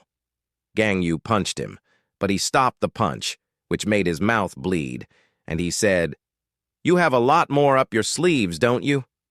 He then attacked Gang Yu with his ability, which made him fall back. Gang Yu charged at him, but was stopped with Huang's ability. Huang told him that he condensed the space in front of him in advance, then he threw Gang Yu back into the wall. Maledity looked shocked and said, "Wow, what a scary brat. He's that strong with just his ability without using any of his physical combat abilities, and he's underaged. If he becomes an adult, just how much more of a monster will he become?" Huang shouted, "SEO Gang Yu, where did you go? I know that wasn't enough to knock you down. SEO Gang." Before he could speak further, Gang Yu punched his face, then his stomach, and made him fly back to the wall. Xing Xing was getting excited, and Tiburon said that it was a fight between monsters. In a split second, both of their heads were in the air, and the next target was Asuede. Gang Yu punched Asuede, but Asuede stopped the punch using defense magic he stole from Mago. He asked Gang Yu, "Do you feel nostalgia sucking you in after seeing your teammates' magic?" Gang Yu managed to break the defense shield as Asuede said, "Seriously, I'm so jealous of that strength." Suddenly, Hero kicked Gang Yu, which saved Asuede. Huang used his ability to crumble the whole prison, so Gang Yu covered all his allies in red cocoons and saved them. Huang, watching this, said, "Ha! This place is pretty sturdy." Gang Yu moved forward to attack him, but Sinka intervened and teleported Gang Yu, saying, "You're not supposed to mess with people when they're using their ability." Then she said to others, "Shall we go out too? There's so much dust here." Tatsujin grabbed a rock and turned it into a sword. Sinka asked what she was doing, so she cut the door. Sinka said, "Wow, why would you waste your strength like that?" "We can just go out this way. All right, let's go out. Gather around." On the other side, Gang Yu appeared on the road for an instant and then disappeared, which panicked the people. Gang Yu was back at the prison, and above his head, Huang was holding a large rock. He then buried Gang Yu under the rock. As everything cleared up, we saw Gang Yu's eyes bleeding. Sinka, watching this, told everyone, "No one is to get in their way. We're only going to watch for now." The reason why the B3 and B4 criminals were listening to Sinka, even though they didn't seem like the type to do so, was because of desires. Sinka used the desires of the criminals, feelings that all humans have, and was able to successfully get all the criminals to join her alpha world. But there were also other reasons, like killing them if they didn't listen. Sinka told Huang about the new mankind, which made him laugh and ask her, "You want to marry Seo Gang Yu for such a reason and marry me later on?" "You're pretty interesting," Sinka replied. "I'm glad you think so," Huang said. "But there's a problem. I think fighting Seo Gang Yu is way more interesting than what you have to offer." Sinka suggested, "Songhuan. If you only go after short-term enjoyment, you'll become a dopamine addict. You need to think long-term. If you kill Gang Yu, then what other fun can you have in life after that?"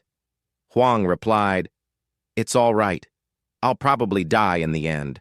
I'm okay because I'll die while enjoying myself." Sinka told him, "If I give birth to a child with Gang Yu and give birth to another with you afterwards, they'll keep you entertained after they grow up. And once you become an adult, you'll become even stronger than you are now. You can then have even more fun fighting Gang Yu at that time. Let's have a longer-term outlook on life. If you work with me, you'll be able to have fun until you die. Huang agreed and said, "All right, let's give this a try. This'll be fun." Sinka excitedly said, "Great! You've made a great decision." Huang asked, "But I don't love you. How are we going to get married in the future?" Sinka replied, "It's okay. You'll come to love me by then. I'm sure of that." Back to the present, Huang got punched to the ground by Gang Yu, so he said, Hey, I guess just using one hand wouldn't do it." He then asked Gang Yu, Gang Yu, say something. Are you just going to stay silent the whole time? Or are you unable to talk when you're in that form?" He showed a sphere and asked, "Oh, do you know what this is?" "This is your brother." Hearing this, Gang Yu got angrier and shouted, which made Huang say that he's able to speak after all. Huang attacked Gang Yu with rocks. Gang Yu destroyed them, so he attacked him with his brother's sphere. Gang Yu couldn't punch it, knowing it was his brother. Gang Yu fell back, so Huang said, "Ha ha ha ha ha! You can't attack this, huh? Oh, I just got a great idea. Will you be unable to attack me if I eat it? But it's too big to eat it all in one bite. I'll compress it a little more." Gang Yu kicked Huang's stomach and then started punching his face, making him back down to the ground. Huang grabbed Gang Yu's arm, smiled, and used his biggest attack to obliterate Gang Yu. Sinka, watching this, said, "Ah, so beautiful. What a pity. It would have been nice if the two of them made up." Gato said, "That'll never happen." Canis said, "I agree, and I think this fight is about to end." Gang Yu was stripped of his battle mode as he started gathering the remnants of his ability for the final attack. Huang, watching this, laughed and asked, "Just how many skills do you have? You're really impossible to defeat. So, how was it, Gang Yu? How does killing someone feel? You feel as disappointed as I do, right? Since they'd disappear with a single touch, it's not even satisfying enough for you to release your pent-up emotions." Gang Yu told him to shut his damn mouth. Huang continued, "So what? Don't you feel refreshed after having released those pent-up emotions while going all out to play with me? You must have felt utterly frustrated, trying to keep your powers suppressed this whole time because you had to journey with those pieces of trash. Right?" Gang Yu told him that he knows nothing. Huang looked up as Gang Yu's final attack was ready. He said, but that looks like a super dangerous skill. This is probably your last attack, right? I'm at my limit now, too. This is bad. I wonder if I become an adult like Sinka said, would I be able to defeat you?" Gang Yu replied, "That will never happen because you'll be dying here." Then, that whole red ability gathered by Gang Yu fell on Huang. Sinka, worried, asked, "What? What's happening in there?" She used her portals to get Huang out of there. He looked nearly dead. She told Terrapir to heal Huang. He stepped forward and started complimenting Huang while absorbing the red ability from his body. I can't believe he managed to use his ability to protect his vital points amidst all that. He has impeccable combat instincts. After he was done, he noticed that Gang Yu's ability was on his arm, so he said, "Seriously, that's such an unsettling ability." As his arm got cut off, he grew his arm back and asked Sinka, "What should we do about SEO Gang Yu now?" Hero said, "Oh, what else? We need to kill him." Sinka stopped them and said, "Hold on. Before we do that, I'd like to talk to him one last time." Later on, when Gang Yu woke up, he picked up his brother's sphere and was looking at it. Sinka appeared in front of him, saying, "It's not too late yet. Come with us." Gang Yu got ready to fight again, so Sinka said that she really doesn't understand it. Aswadi appeared, stopping Gang Yu and saying, "It seems negotiations have broken down. Let's kill him quickly before he recovers his energy even by a little." He asked others if they had any objections, and everyone agreed unanimously. The old man said, "I feel sorry for that young man, though." Pekin Yu said, "I'm scared of killing people, but I think I'm more scared of that man being alive. Another villain added, It's not too bad to become one with nature. Maledidy said, Ah, I'm so hungry. Let's get this over and done with. Stiffness added, I'm sure that man will be able to entertain me. Vidi said, This is where it ends, huh? This is such a pity. Hyunju Young exclaimed, Ha! He's scarier than demons! The cat girl on his shoulders teased him, saying, You're a scaredy cat, huh? Hero used his ability to turn into a giant, and then punched Gangyu. With Hiro's attack as the start, the criminals of B3 and B4 started to launch their attacks at SEO Gangyu. I wonder how much time has passed. As Hero was about to end it, suddenly Huang came and said, Sinka, didn't you say before that I'd become even stronger once I become an adult? You know, for the first time in my life I have a dream. I want to defeat Seo Gangyu. S.O., don't kill him. I'll be the one to do that. Asuede shouted, Enough bullshit. We've got to kill him now.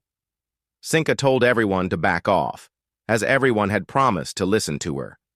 While leaving, Sinka asked Huang, Do you want me to support you? Huang replied, It's all right. Then he said, SEO Gangyu, when we meet again, I'll be the victor. During the EMP attack incident on Ruthless prison, 8 B3 criminals, 5 B4 criminals, and 3 B5 criminals escaped from prison. Now we see Kingston watching everything from a hill, and while laughing he said, The world's about to become so much noisier. Just as Kingston had thought, in the near future, Sinka would turn the world upside down. The scene shifts, and we see a little starfish-like creature saying, Mayom, mayom, mayom, mayom, mayom, to a girl standing in front of him. The girl seemed to understand what the creature said, so she replied, Huh? What? I'm not ready yet. Suddenly, a broadcast appeared with Sinka saying, The new world, the Alpha world, welcomes you. Hi, everyone. I'm Sinka, the person who will become your Eve. I have my guests beside me. Canis and Gato introduced themselves. Now, question 1. What is the Alpha world? Canis replied, The Alpha world is the world that'll be built to save mankind that's fallen ill with Miss Sinka as the Eve of mankind. Question 2. Who possesses the right to become a part of the Alpha world? Gato answered, The conditions to become a part of the Alpha world are as follows. First condition, one needs to possess strong abilities. Second condition, one must not defend those with the genes that have not been selected. Third condition, one must be a healthy individual who can breed. Question 3. What would happen to those that aren't qualified? Sinka answered, I think those with genes that aren't selected are committing the crime of remaining in mankind, and they deserve to die. If they committed a crime that deserves death, what should be done? Yes, that's exactly right. They must be executed. Anyone who has genes that aren't selected will all be executed. In the coming month, we'll be selecting the neo-humans that will become a part of the Alpha world and send them the invitations. Those who reject our invitations will be seen as people who try to defend those with genes that have not been selected. We intend to execute them as well, so I hope you'll consider our invitation seriously. All right then. May the neo-humans be glorified. That was by your future Eve, Sinka. Bye-bye. Back to the girl holding the starfish suspiciously and doing miyam-mayam with her. Now we see the world president, Bazet, saying, Okay, in regards to the Ruthless prison escape incident and the broadcast that was streamed to the whole world after the escape, WSC. Let's start the World Security Council meeting. A person asked Sinka, This is the woman who used the EMP attack, huh? Is she on the list of villains? Another one answered, We asked the Hero Association, and they said she's not on it. Boda, the fire commissioner, said, That's a pain in the ass. I can't believe that this happened when the heroes of equality died not too long ago. Crumb, the police commissioner, asked, How are we going to deal with this? Einheit, the Harmony Party's leader, angrily said, "Before we go into that, let's set a few things straight first. Ruthless prison warden Josei Ayun gave the right to execute criminals on her own accord without reporting to the higher-ups. How could an individual give another individual the right to perform execution as they please? That has caused incredible chaos and confusion." Authority intervened and poked him, saying, "Still spouting nonsense despite the situation we're in, huh? Warden Joe simply made the best decision that she could in that situation. I would have done the same as her." Einheit said, "No matter how urgent the situation was, she must have at least had the time to report it, though." Authority replied, "Even that little amount of time could not be wasted. That must be why she went to find SEO Gangyu instead. I can understand why she did that." Then he asked El Gallardo, the justice minister, "Don't you agree, El Gallardo?" El Gallardo replied, "Although I think it is wrong to give an individual the right to execute people as he wishes, I do understand that since the situation was a unique one, that was a really tough decision to make." Boda said, "Looking at the situation, I'm worried that the people will suffer a lot." Crumb said, "We are already suffering damages. We've been so busy ever since public safety went to shit after that broadcast." Guerra, the National Defense Vice Minister, added, "Should we consider ourselves in the midst of a war now? Or is it still just a prison escape incident?" Authority said, "I told you, all of them have to be killed. Didn't we land ourselves in our current situation because you dilly-dallied on the executions?" Crumb said, "That wasn't me." Authority continued, "If this was back when I was still the Hero Association chairman, they would have died even before any execution was needed. I can't believe you guys invited danger yourselves by not killing the wanted criminals who were captured. Ever since Rausa became the Hero Association chairman, the world has gone to shit." Boda heard that and said, "You haven't changed in the slightest." Einheit added, "What you did in your term as the Hero Association chairman wasn't correct. Look at the heroes of that time. Most of the heroes you led weren't in a normal state of mind." Authority asked, "What?" It was way better to tie them down as heroes than let them become villains. Einheit asked, "Is being a hero on the outside all that matters?" Authority replied, "As evidence of that, after Rausa became the Hero Association chairman, the people who could have become heroes went back to becoming villains and caused problems all over." Boda said, "Authority, the hero you have in mind is different from the hero I have in mind." Authority stood up and said, "You are just a bunch of people who are so obsessed with an ideal world that you fail to see the reality in front of your faces." World President Bezet said, "Rausa, if she were here, I wonder what she would have said." Later on, while sitting in the car, Authority's assistant asked him if the meeting went well.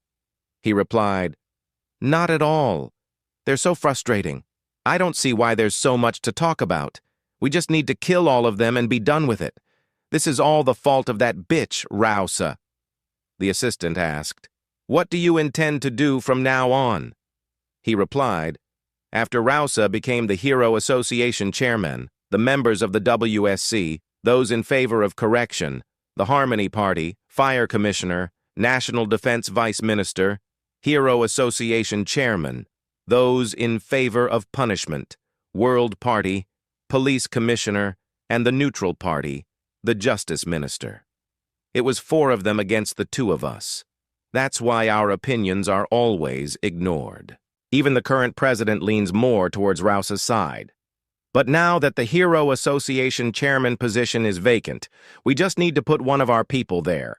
If it's 3 versus 3, we'll be able to get our opinions taken seriously, which is why we're going to meet SEO Gangyu, a former equality hero. I'm sure that other people have already started making moves as well." The assistant heard all this and asked, "Wasn't SEO Gangyu pretty close to Rausa?" He replied, "Yes, he was. However, the current situation has changed a lot, hasn't it? Let's go meet SEO Gangyu." In the next scene, we see Gangyu getting healed and dreaming. Why can't heroes kill villains? He remembered a former hero replying, "When I first entered equality, I had the same thought as you, SEO Gang You. You, too, will find the answer to that question as you journey with equality." Another one said, "HMM, you want me to kill people with my own hands? I don't want to. If heroes must kill people, then I'll quit being a hero." A female hero added, "My sister is a criminal on death row at the prison. While it's true that she committed a crime that deserves death, I think she should be given the chance to atone for that crime."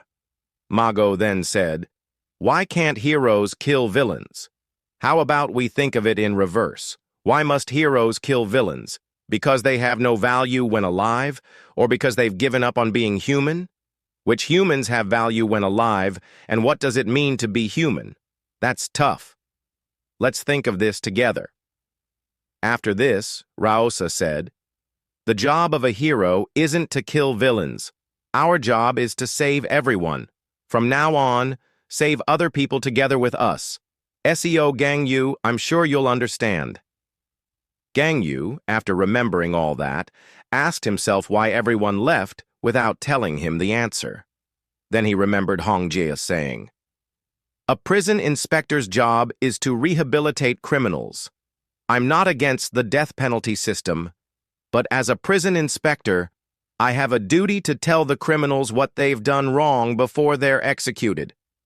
Gang Yu said, "The law is what judges people, and we, as the prison inspectors, perform the judgment given, which is why before the execution is done, the duty of the prison inspectors would be—" The scene took a turn as he witnessed a blood rain and Huang asking him, "Even you find this fascinating, don't you?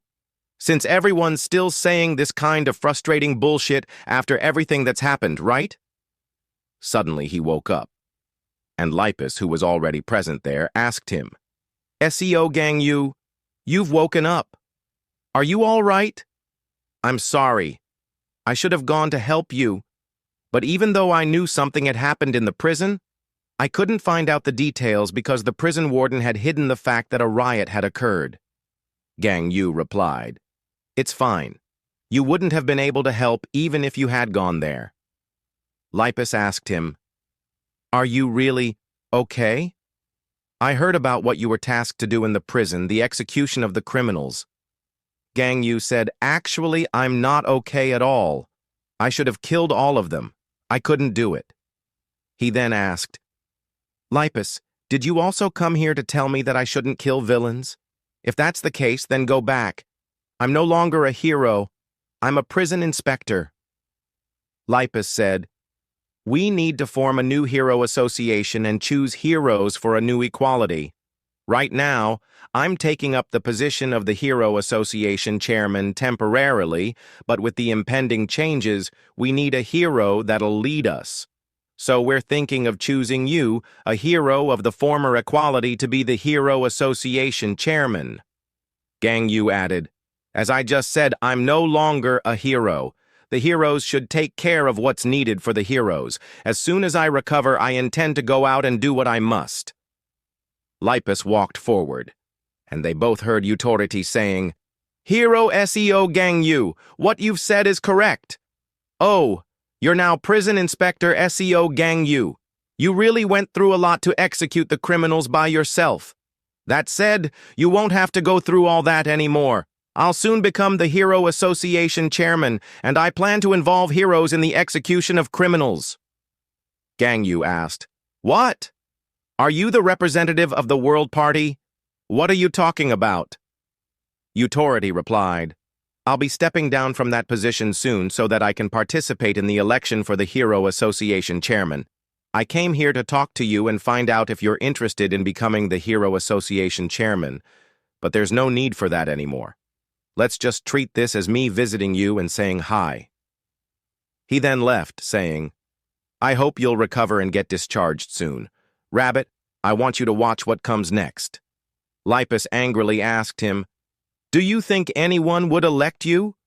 Authority replied, "Well, we'll have to wait and find out, won't we?" She tried to speak with Gang Yu, but he told her that he's tired. Then, while sitting in the car, he said to his assistant, "As I thought, Everyone's moving around busily. Many others, excluding me and Lipus, would probably look for SEO Gang Yu after abilities appeared. Individuals have had to go through a lot. Organizations like the army and police have become too reliant on a single powerful individual. The WSC will probably discuss SEO Gang Yu's execution of the criminals and whether he should be given the right to perform executions or not. Based on the current laws, SEO Gang Yu's actions are indeed wrong. The secretary asked, "What do you intend to do then?" He replied, "Well, we'll see." Back at the meeting, Einheit said, "If that's what the law dictates, we need to punish the Ruthless prison warden." Crumb asked, "Isn't this a special situation? Even if my subordinate had done what she did, I would have overlooked it."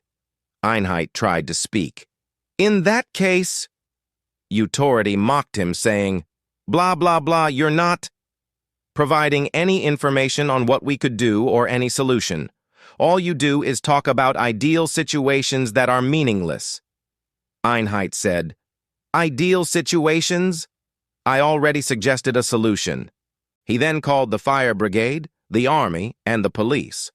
Crumb denied, saying, "I never agreed."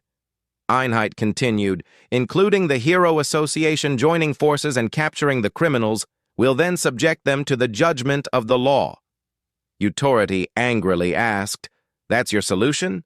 He replied, "Yes." So Authority said, "That just sounds to me like you have your head in the clouds." The president stopped him and asked, "Authority, what are you proposing then?" Authority said, "Let's have a vote. Let's get the nation to vote on whether Prison Inspector SEO Gang Yu should be given the right to execute or not. We'll change the laws. Are you for or against the individual known as SEO Gang Yu having the right to execute? Instead of us yapping among ourselves about what to do, that'll make things way clearer. All of you work for the sake of our citizens anyway, don't you?" Einheit said, "It's too dangerous to leave such a decision to a majority vote." Authority asked him, "Are you looking down on the citizens? I know exactly why you're acting like this. You're trying to avoid it because you think you'll lose." Then he asked the president, "Am I wrong?" President. The president agreed to Authority, saying, "All right." 2 weeks later, the vote was executed. The president's secretary announced, "The results of the vote are 88% agree and 12% object." Authority said, "It's a landslide win for those who agree. It's just a natural outcome." The secretary continued, "For those who agree, they think that this incident is a declaration of war and that our enemies must be killed. Our enemies are just beasts that have given up their humanity. So there's no need for us to use the law on them. Since the cause of this problem is due to the pursuit of ideal situations, other than SEO Gang Yu, the rest of the heroes will also be given the authority to execute. The opposition thinks that SEO Gang Yu is way too emotional right now, which has affected his decision-making skills. Thus, it'd be too dangerous to give him the authority to execute. When giving an individual the authority to execute, it could cause the same problems that occurred with the previous heroes. When an individual's judgment is treated as more important than the law, there's a risk that society could collapse. That's what they think. Einheit, hearing that, said, "We'll do our best to accommodate these results to satisfy everyone." Authority angrily said, "Bullshit. Satisfy everyone? The results are so clear. What is your problem with them?" The president stopped them, saying, "Don't quarrel," and summoned Seo Gang Yu. Later, he met Gang Yu and said, "It's been a while, Seo Gang Yu. I guess you've heard the news." Gang Yu replied, "I did." The president asked, "What's your choice then?" Gang Yu replied, "I'll follow the results of the vote and personally execute all of them." Bezet asked him again, "I'll ask you just one thing then. If the voting results were reversed, what would you have done?" Gang Yu replied, "If that happened, I would have killed all of them and surrendered myself." Bezet said, "All right, one more thing. If Ryosa was here, what do you think she would have done?" Gang Yu, hearing that, immediately said, For that answer, you should ask Rausa herself. Bezet added, yes, one last thing. Once all of this is over, will you return to being a hero? Gang Yu walked out saying, I don't know. Then we see that a special law was passed for Seo Gang Yu. It has given Officer Seo Gang Yu the authority to execute all criminals in regards to the Ruthless prison escape incident that happened recently, and also for any terrorism that happens from now on. Authority, watching this news, said, Great. With this as the start, we'll just slowly turn things back to how they used to be. Eve saw this and said, That's how they're going to play? Looks like it's time for us to get prepared too. Then she asked her mates, Are all of you ready? My executioners. Not long after, in Spain and Portugal, the world heard of a blue circle appearing while giving a letter stating that it's an invitation. And the group of Eve attacked the civilian areas. Asweed did an explosion, so the wolf girl said, Wow, that's intense. Morris tried to stop Asweed, asking, Fool! What if someone here accepted the invitation? How can you attack so indiscriminately? Asweed replied, If they're going to die from this level of an attack, then they don't have the right to join us. Sinka again appeared on broadcast and said, Hello, everyone. I'm Sinka. From now on, the execution will begin for those with the genes that have not been selected. Then we see the secretary telling everyone, In this incident, based on the materials sent from the Hero Association, Asweed is a summoning-type villain that Equality hero Mago had captured, who is able to engrave the stolen summon abilities of his opponent as his tattoos. He has the ability to copy his opponent's summoning abilities. Here we see a glimpse of Asweed attacking mindlessly and saying, Not enough. It's way too weak. I should have stolen Mago's attack-type ability. The secretary continued talking about Ho, saying, Ho is a physical-type villain that Equality hero Ji had captured, who is able to turn her own body into that of a fox demon. We get a glimpse of Ho after she has massacred a lot of people and says, Where can I find someone who can tame me? Then comes Hyun Ju-young, a special-type villain that Equality hero Hub had captured, who is able to summon demons. And now Morris, a special-type villain that Equality hero Tomei had captured, who is exactly like a typical special-type ability user, but her ability is very complicated. Now we see Morris killing innocents and saying, You're so noisy, that's so unrefined. Eve was indeed right. Genes that weren't chosen are lowly from birth. Back to the meeting, the secretary added, The Hero Association has rapidly mobilized heroes near Portugal to help with the incident. Authority said, There's no way they'll be of help since you guys aren't going to kill them. Bezet, hearing that, added, All right. In that case, the firefighters will prioritize rescuing civilians. The army and police are to protect the civilians. Guerra said. Yes, sir. And Crumb added. Yes, sir. We don't have the power to stop them anyway. You'll just ask the heroes to help again. Bezet asked El Gaedo. El Gaedo, where's Officer Seo Gang Yu? He replied. I heard from Warden Jo Se-yeon that he has already started heading there upon seeing the broadcast. Einheit added. We still haven't fired her. And the president asked, Is there a way for us to find out what our enemies are after? The secretary replied, We still don't know what they're really after. Now we see Sinka telling everyone, The objective for all of you is to execute people with the genes that weren't chosen and to help those who accepted our invitation to join the Alpha world. In the beginning, we're going to start small. We need to give them a taste first. It'll be easier to get the rest of those who received the invitation to join after that. Right now, I want all of you to focus on bringing people in instead of the execution. We can kill those with genes that weren't chosen at any time after all. Back at the attacking place, Morris tried to stop everyone, saying, We've warmed up our bodies enough, right? Let's go do the missions given to us by Eve. Hyun Ju-young agreed. And Ho agreed too, while saying, Oh, I wanted to destroy more things, though. But Asweed did not listen and said, I will do as I please. If I keep destroying this place, the people who received our invitations would eventually appear. Morez asked him, You're out of line. Are you going to ignore Eve's orders? Asweed asked her back, What will you do if that's the case? Hyun used his ability to summon a giant crow, and while flying on it, he said, I don't think he'll listen even if you ask him to go. Ho excitedly added, Wow, let me in too. Morez told Asweed, Once this is over, I'll be reporting this to Eve. He replied, Do whatever you want. Nothing's changed even after I've left prison. This is annoying. Everything's the same. My ability is not getting stronger no matter how much I destroy. This is a cursed talent. I knew it. I have to keep stealing. Suddenly, he was about to be stomped by a giant bunny, but he stopped the attack using defense magic. The bunny asked him, You haven't changed, even after coming out of prison. It was Lupus, and she asked him if he really learned nothing. Asweed asked her back, Lupus, great timing. Did you give Mago a good burial?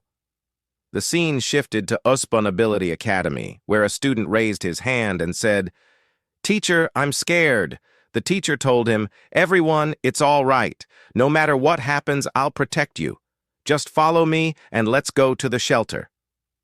The teacher's name was Professor. Suddenly, Morez appeared on a bench and started clapping while saying, Excellent, what an amazing teacher. Watching her, all the kids panicked, so she added, You're all so noisy, so unrefined. Profe spoke her name, on which she said, Do you know me? This is embarrassing. Don't be scared. I know that you've also received Eve's invitation. Those who receive the invitation shall follow me. Profe said, Please leave. I won't let you have any of the children. Morez said, You are not very smart, and to think you dare to interrupt me while I'm speaking. You need to be taught some manners. After Miel and Mael's incident, Rausa and Mago set up a special school to educate children with abilities. In this place, the hero teachers would teach the children how to blend into society while having abilities and how they can control their abilities. Morez threw her cap up in the air and said, Manner Zone, to use her ability, which locked everyone's mouth. Then she said, It's finally quiet now. Actually, her ability is Etiquette. The ability is activated on targets whom she thinks are of a lower status than her. It can place a restriction on them or harm them, a typical ability that preys on the weak. Then she continued saying, If you try anything funny, I'll kill you immediately. The 3 children who have received the invitations, step forward. Let's see. You're all special types. Special types have a lot of uses. The 3 of you will be helping the Queen create the world. And your answer is? A student asked. The Queen. Are you talking about the person who appeared on TV? She replied. Yes. So the kid added, She's an absolute beauty and has a perfect vision too. Another boy asked. What? That person. Didn't she say she wants to kill everyone who doesn't have abilities? I know of many abilityless children around me. I won't hurt them. A girl also added, Me too. My parents don't have abilities either. It's not like they did anything wrong. Another girl said, Yes, same. And, Teacher has taught us that it is wrong to discriminate and hate others just because they're different from us. He also said that those who use their ability to get their way if words don't work are bad. You're a bad person. Let us go. Morez asked them, You don't want to join us? They replied, Yes, we don't want to. Morez said, Ha ha, then die. She then used her ability to cut the children's necks, but Profe stopped it because his ability was able to absorb impact caused by a special type user, aka bodyguard. Morez saw that and said, Ho, I see. I understand why Miss Sinka sent you an invitation now. That ability is perfect for a bodyguard. If she wants to walk around with ease, she'll definitely need a bodyguard. It'd be a waste to kill you. Prof said, Morez, we know all about you. When you were young, Morez stopped him and said, Stop. I guess Tamai told you guys about me. It's mannerless to talk about a lady's past. I'm not here to talk about my past. I'm here on the orders of the Queen, to select people for the Alpha world. Give up on those children and I'll spare you. Prof said, No, I won't give up on them. Morris asked, Why? Is your own child among them? He said, No. So she asked, What is it then? He replied, It's because I'm a teacher. Prof belongs to the Hero Association. He is a teacher at the Ability Academy. Although he possesses the defense power to withstand even attacks from criminals on B3 or B4, he was always considered sandbag. However, when Rausa became the Hero Association chairman, she asked him, Do you want to become a teacher of the Ability Academy? Profe asked her back, Am I fired? My ability isn't suitable for being a hero, right? She replied, No, what are you talking about? I'm asking you to be both a teacher and a hero at the same time. There's nothing more important than teaching young children. I want the most amazing hero to take that job. Profe said, I don't fit that then. Rausa added, What are you saying? There's no hero that's more amazing than you. Profe asked, Pardon? She said, Aren't you the hero of heroes who gives your life to protect your teammates? Back to the present, Morez said to Prof, I just got a good idea. I just need you to persuade these children. Since you're their teacher, they'd listen to you, won't they? Prof said, Morris, the world is changing. As abilities appear and we experience wars, our society has collapsed. In order to stabilize this society, numerous sacrifices have been made, Morris asked him. What's that got to do with my question? He replied, What I'm trying to say is if the delusion of a crazy woman starts to manifest for real, our society will fall into chaos once again. Morris angrily said, Don't insult the Queen. You're beating around the bush just to say that you reject her invitation. It doesn't matter to me if this current society falls into chaos. Prof said, No, it does. If the society falls into chaos again and starts to fail to function as it should, children who suffered like you will keep appearing. Morris got angry and asked him, What the hell do you even know about me? Prof said, As I have said just now, we know all about you. Morris went into a rage and attacked Prof while shouting, You keep saying things that you don't even completely know about. All of you are to die. Suddenly, Gong Yu came and kicked Morris into the floor. Then he told her, B3 villain Morris, call that crazy bitch. Morris asked him, Crazy bitch? Are you talking about our queen? Gong Yu replied, It includes you too. Morris got angrier and tried to chain Gong Yu with her abilities, but Gong Yu easily broke them. Then he punched her face into the ground aggressively and told Prof to get the kids out of there. Prof told him, The ability that was cast on us hasn't been deactivated yet. Gong Yu punched her again, making her release the ability. Prof! Take the kids away! Then he grabbed Morris and said, I'll say this one more time. Bring that bitch here! Morris turned her lady mode on, and it's been a while since I've taken this appearance, she said. Suddenly, 2 clones of her ability were holding Gong Yu back as she said to him, Sigh, to think you'd come to me. You sure are unlucky. Lady Mode is Mora's original appearance. When Lady Mode is activated, those who recognize Morris as a lady would also possess her special ability.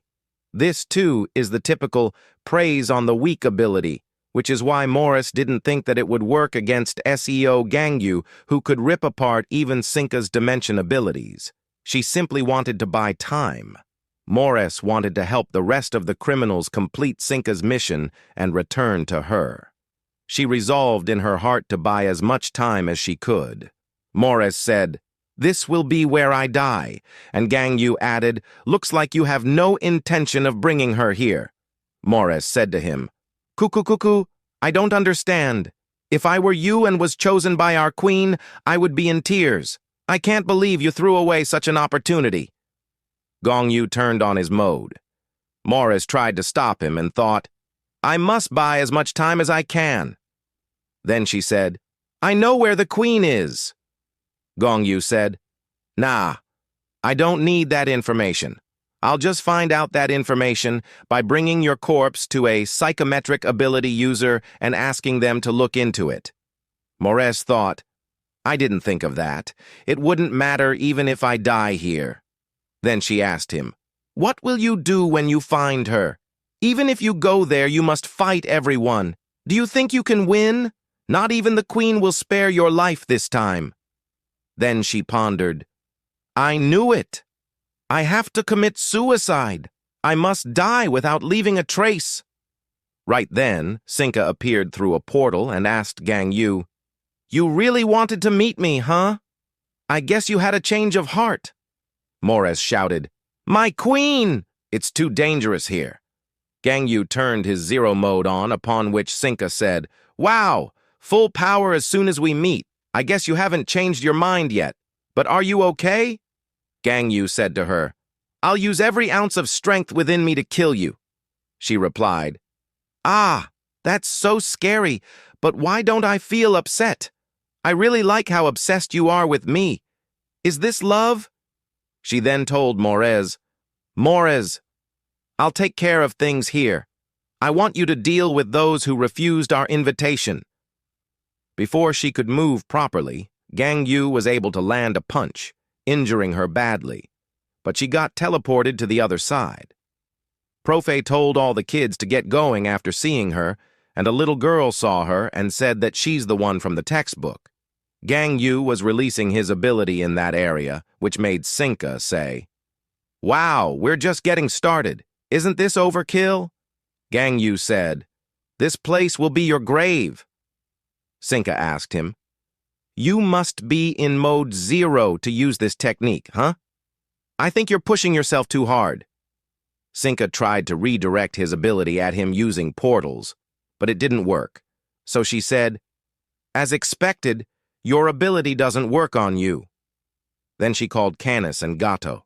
They both came, and Canis asked, Miss Sinka, what's the situation?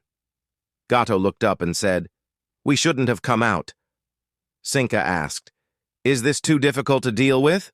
Gato said, shouldn't we focus on buying time instead of killing him? He's using his ultimate technique from the start. How can we withstand this? Sinka said. Let's run away then. She tried to open a portal to leave the place but couldn't, and Gang Yu told her, this place will be your grave.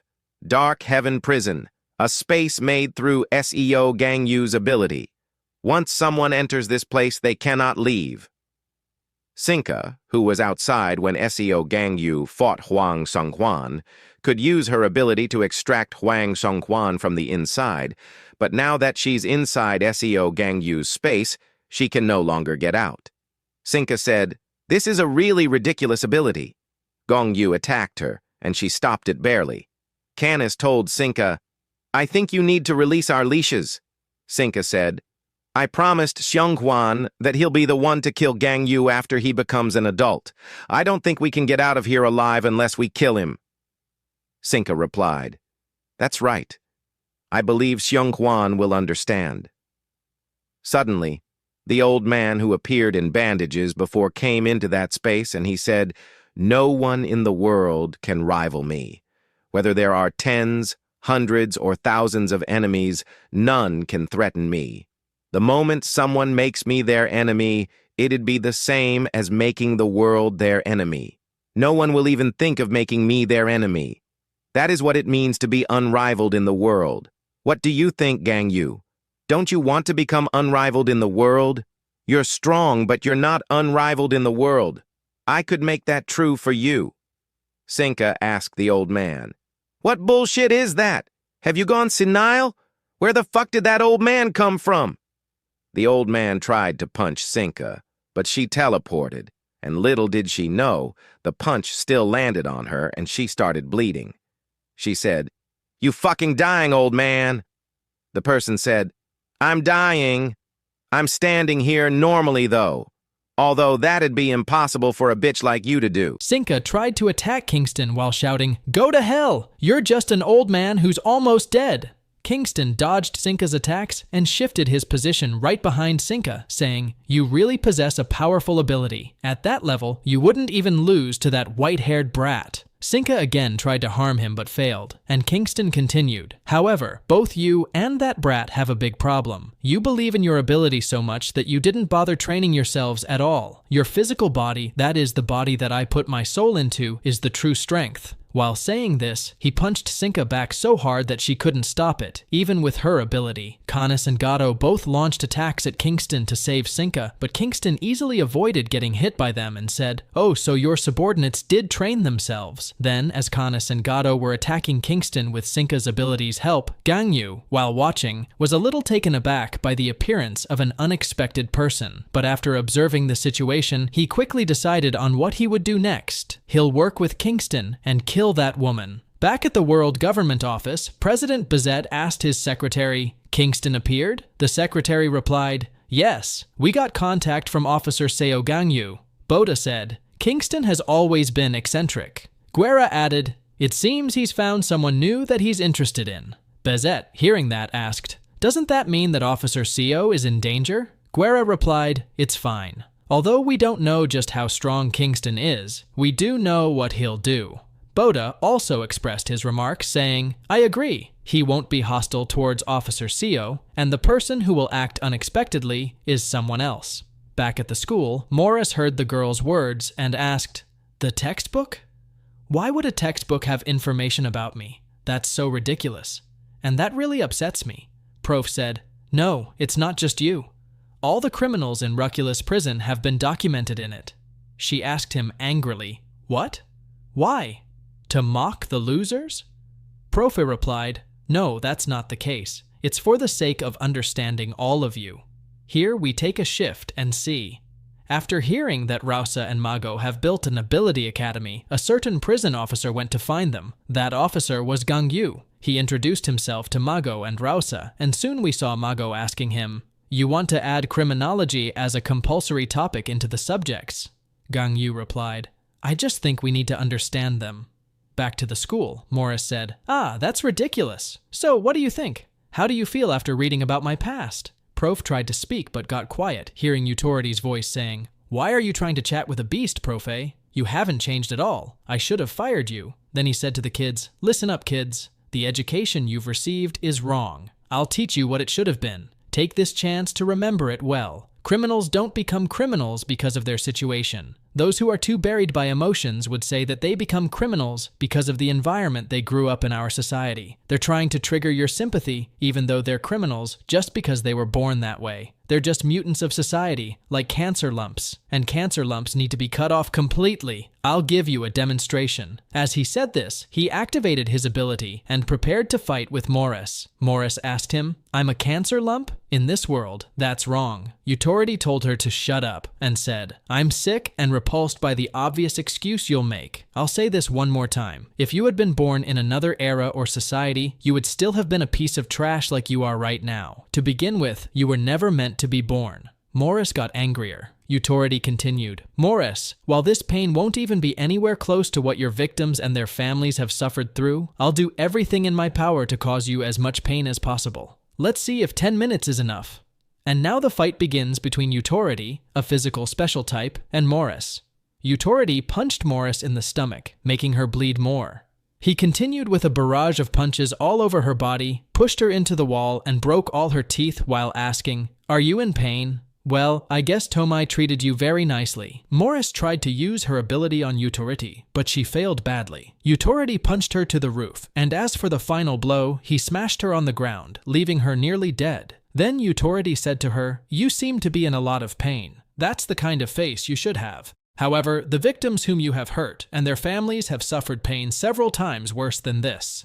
He checked his watch and added, "There's about 3 minutes left." She asked him, "A time acceleration ability?" He replied, "That's right. If I use my ability, I can control the flow of time for myself and any item or living thing that I touch. That means I can also make time go slower, feel the pain slowly, and die. Cancer lump of our society." While only a short instant had passed, Morris felt like she lived through an eternity. After his ability's time ended, he said, "What a pity. If I had more time, I would have made it last even longer." Morris seemed like she was trying to laugh with that bloody face, so Utority asked her, "Why are you laughing? Have you gone crazy from the fear of dying?" She replied, I won't lie by saying I'm not afraid of dying, but that's not why I laughed. I didn't think I'd complete my mission in this way. I'm glad though. Utority cluelessly asked her, "What are you talking about?" She said, "Everyone that's affected by my ability will go down to hell with me." Now we return to Kingston, as he solos Canis and Gato.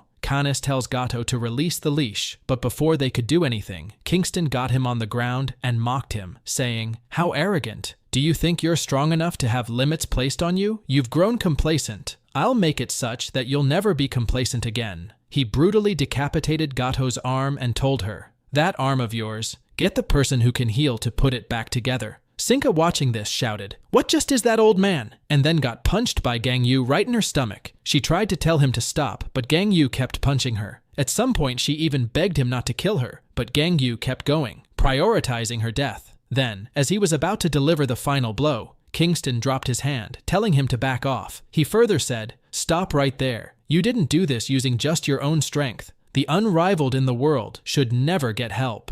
We turn back to the school where Utority asks Mores if her ability is a sacrificing ability, to which she replies, "Yes, it'll be activated if I die. What will you do now?" Utority looked back at the kids, saying, "All of you, listen up. I express my condolences in advance." As he said that, he pierced through Morris's chest, then told the others, "If I get her treated and make her release her ability, that'll help all of you to survive. But if we lose her in the midst of trying to save her, then millions of people will lose their lives again. Compared to that, it's only right for me to kill her here and sacrifice all of you. In order to treat cancer, it's inevitable for normal cells to take some damage too. Sacrifice is needed for the greater good. I thank all of you for your sacrifice." What an ominous energy. I'm glad she can only use it when she dies. It would have been more dangerous if she could use it while alive. I wish you all luck in advance. Oh, Profe, maybe you don't need good luck. You have high endurance after all. You must be really sick of surviving. After saying that, he walked away. The activation of Morris's ability started as she got up and said, "Now then, time to go to the afterlife together." The kids and Profe got chained, so Profe assured the kids that he would save them. Morris asked him, "What are you talking about?" He replied, "It's just as I said. The children will be safe. The only one going with you is me." On the side of Gang Yu, he punched Kingston for stopping him, and Kingston said to him, "I knew it. You might be able to walk the true path of being unrivaled." Gang Yu ignored him and tried to kill Sinka, but Kingston again stopped him, saying, "Are you ignoring an old man like me? Let's talk." Gang Yu punched Kingston, telling him to step aside. Kingston stopped the punch and said, "Hey young man, I understand how you feel, but in order to resolve any situation, you mustn't get too emotional." He threw a devastating punch at Gang Yu, which Gang Yu dodged, as the roof above Gang Yu's head got a huge hole in it from that punch's impact. Then he told Sinka, "Hey, little girl, if you want to run, then run away now." Sinka took Gato and Canis with her as well. Then Kingston said to Gang Yu, "Let's have a good conversation, just the two of us." Gang Yu attacked him, so Kingston said, "Oh, I see. It isn't a bad idea to talk with our bodies too." Morris asked Profe, "What are you talking about?" And Profe said, "It's like Utoriti said, the only thing I'm good at is defending." At first I didn't like my ability, but after talking to Raosa, I realized that my ability is absolutely needed for our society. I'll bring out as much of my ability as possible and take on as much damage as I can on behalf of the children. Morris asked him, "Why? Are you going so far to do that for them?" He replied, "Didn't I tell you already? It's because I'm a teacher." She asked him, "What has that got to do with you dying alone?" He said, "Morris, we probably won't be able to understand you because we've lived in completely different worlds. You were raised by bad adults and grew up as a killing machine. You had no choice in this life and were controlled like a puppet. You fell astray and walked the wrong path for the sake of a bad future that someone else wanted. As I go to the afterlife with you, I'll correct all the wrong things you've learned so far." As I was saying, the job of a teacher is to devote their life to the children's futures. And so, ever since I was selected to become a teacher in the Ability Academy, I was prepared to sacrifice myself for the children. His students tried to stop him, but he said, "It's fine. I hope all of you will become good adults because all of you are our future." After hearing this, Morris remembered Taylum meeting with her and her friends at the orphanage and introducing herself. "Hello everyone. I'm Teacher Taelum, the person who'll be guiding all of you. All of you are our future. Are you prepared to sacrifice yourself for me? In the orphanage, Taelum would select children that had abilities and admit them into a school that she built. Then again, while addressing the kids at school, she said, "Hi everyone, please call me Teacher Taelum. I'll become the queen of the world in the future, and all of you will be taking classes to become my loyal soldiers in this school. I hope you'll pay close attention to the classes." Morris and the other children took classes from Taelum for years. Ways to easily kill people using their abilities, brainwashing classes on etiquette, loyalty tests, etc. And Morris grew the fastest in using her ability among all the children. She was favored by Taelum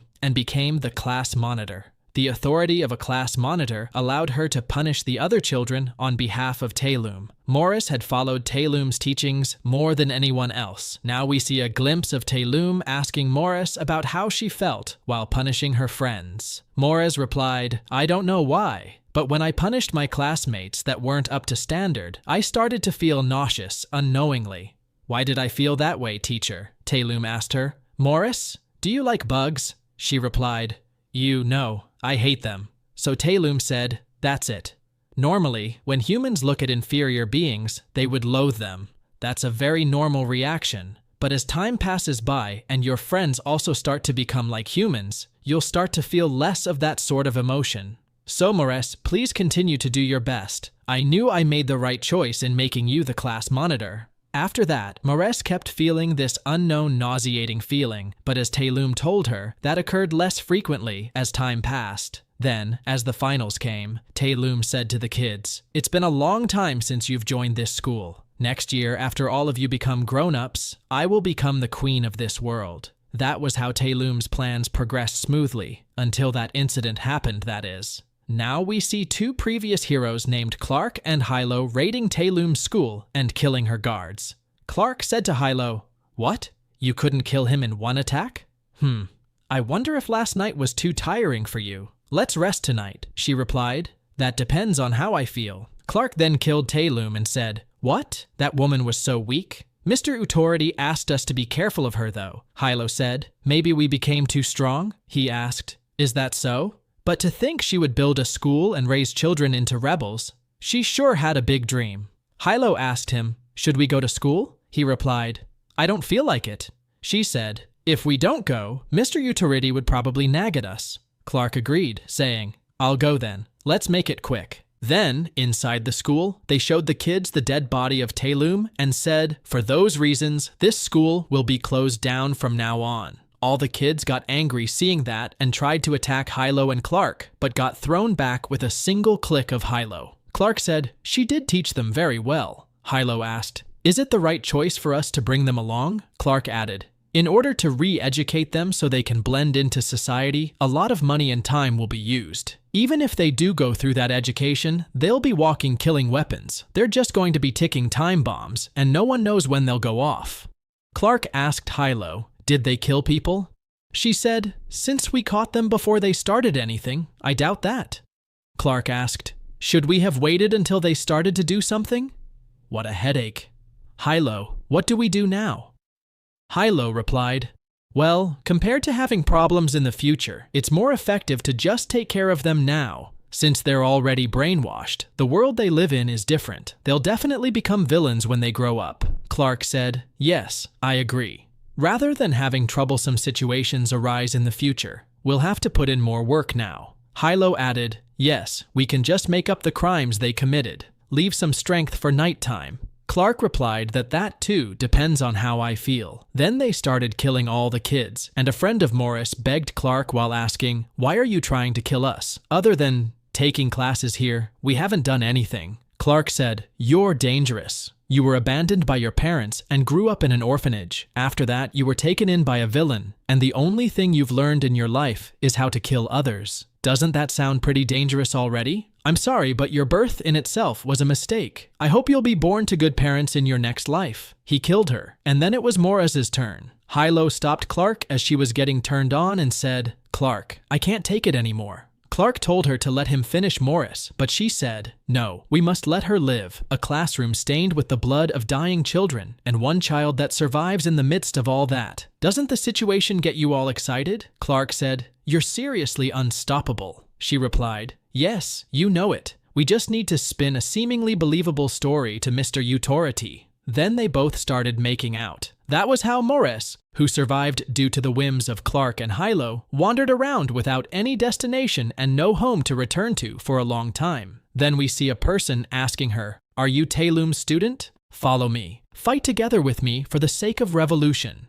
She was then taken in by Caracas. Under Caracas, Morris participated in battles and killed lots of people in the world. After Caracas died, she was captured by Tomei and was sent to Ruthless prison. Now, in the present, she told Profe, "That was how I learned throughout my lifetime. I thought that was how I needed to act, and that is how everyone has to live. But after all this time, you're telling me I was wrong. Do you think I can accept that?" Then she remembered Cinca telling her, "You weren't wrong. The world is what's wrong.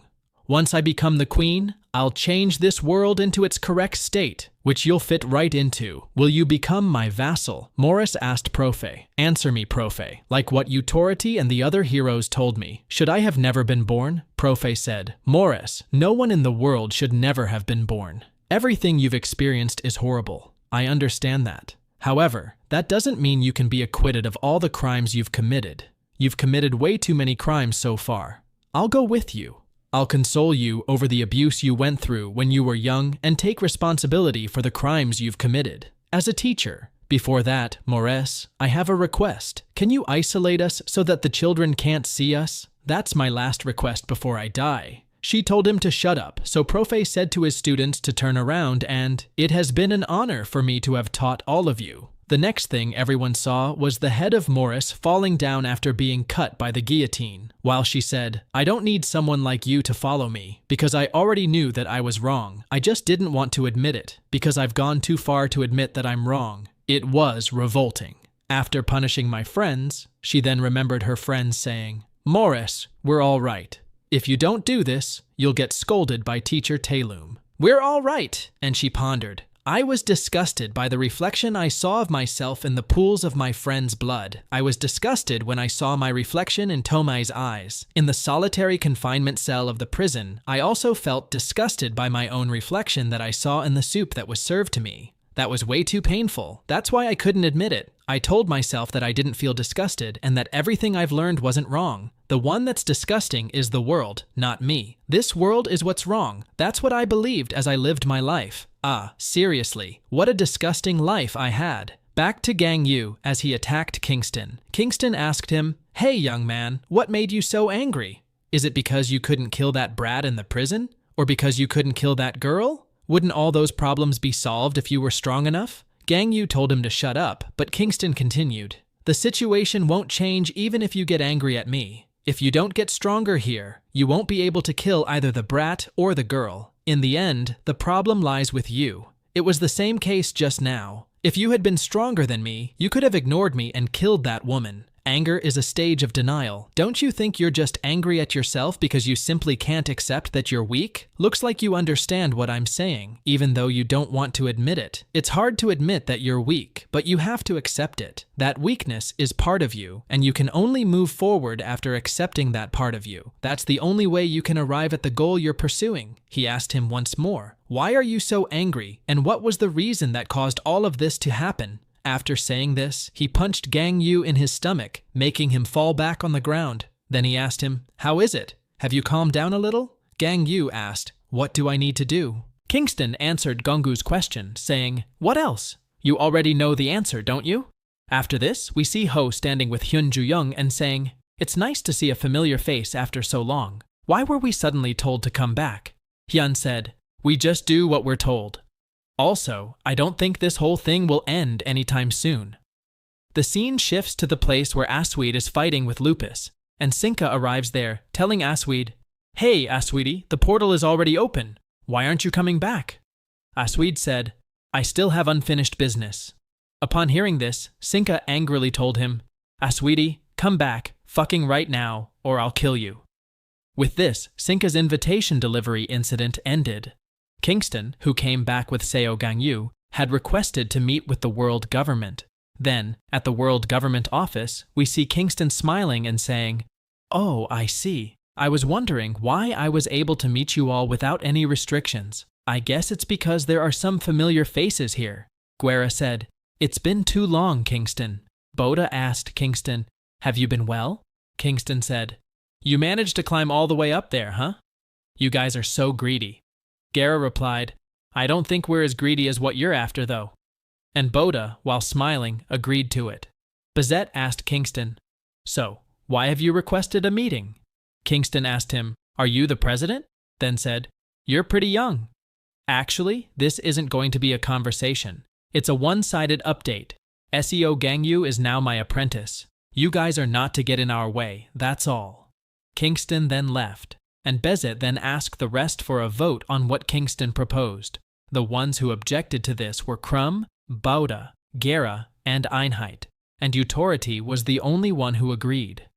Elgato stayed neutral, as always. Authority asked everyone angrily, Those in power are so pathetic. Why on earth are you objecting? An overwhelming force just said he'll be helping us. Are we going to lose this opportunity? Especially Crumb, I don't understand your decision. Crumb replied, Criminals are just criminals. We won't give in to any demands. I'm already very displeased that the government allowed a meeting with him. Authority, I'm the one who's lost for words here. Wasn't Kingston the criminal that you said has to be executed as top priority? If he's that dangerous, why would you trust his words? Authority replied, You frustrating idiots. The situation right now has changed. Meanwhile, Bazet was stuck thinking about what to do and pondering, All I've gotten is bad luck when I'm in charge. On the other hand, Cinca was also lost on what to do. While thinking, That old man, I thought he had gotten weak because he was imprisoned for so long. But did he really become weak? Just how much stronger was he in his prime? This will affect my plan. She was in the washroom as Huang came inside saying, I came here because you said you wanted to bathe together.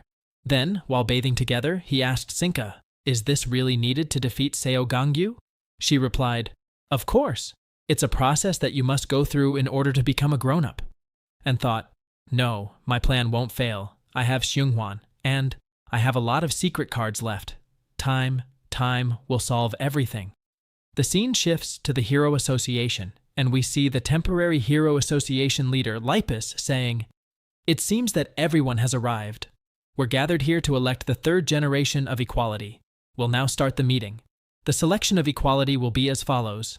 The association chairman will propose 5 candidates, and if 2/3 of the heroes agree, the government will thoroughly investigate each candidate.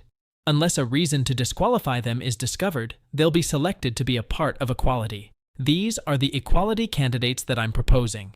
Authority intervened and asked her, Who allowed you to choose the candidates?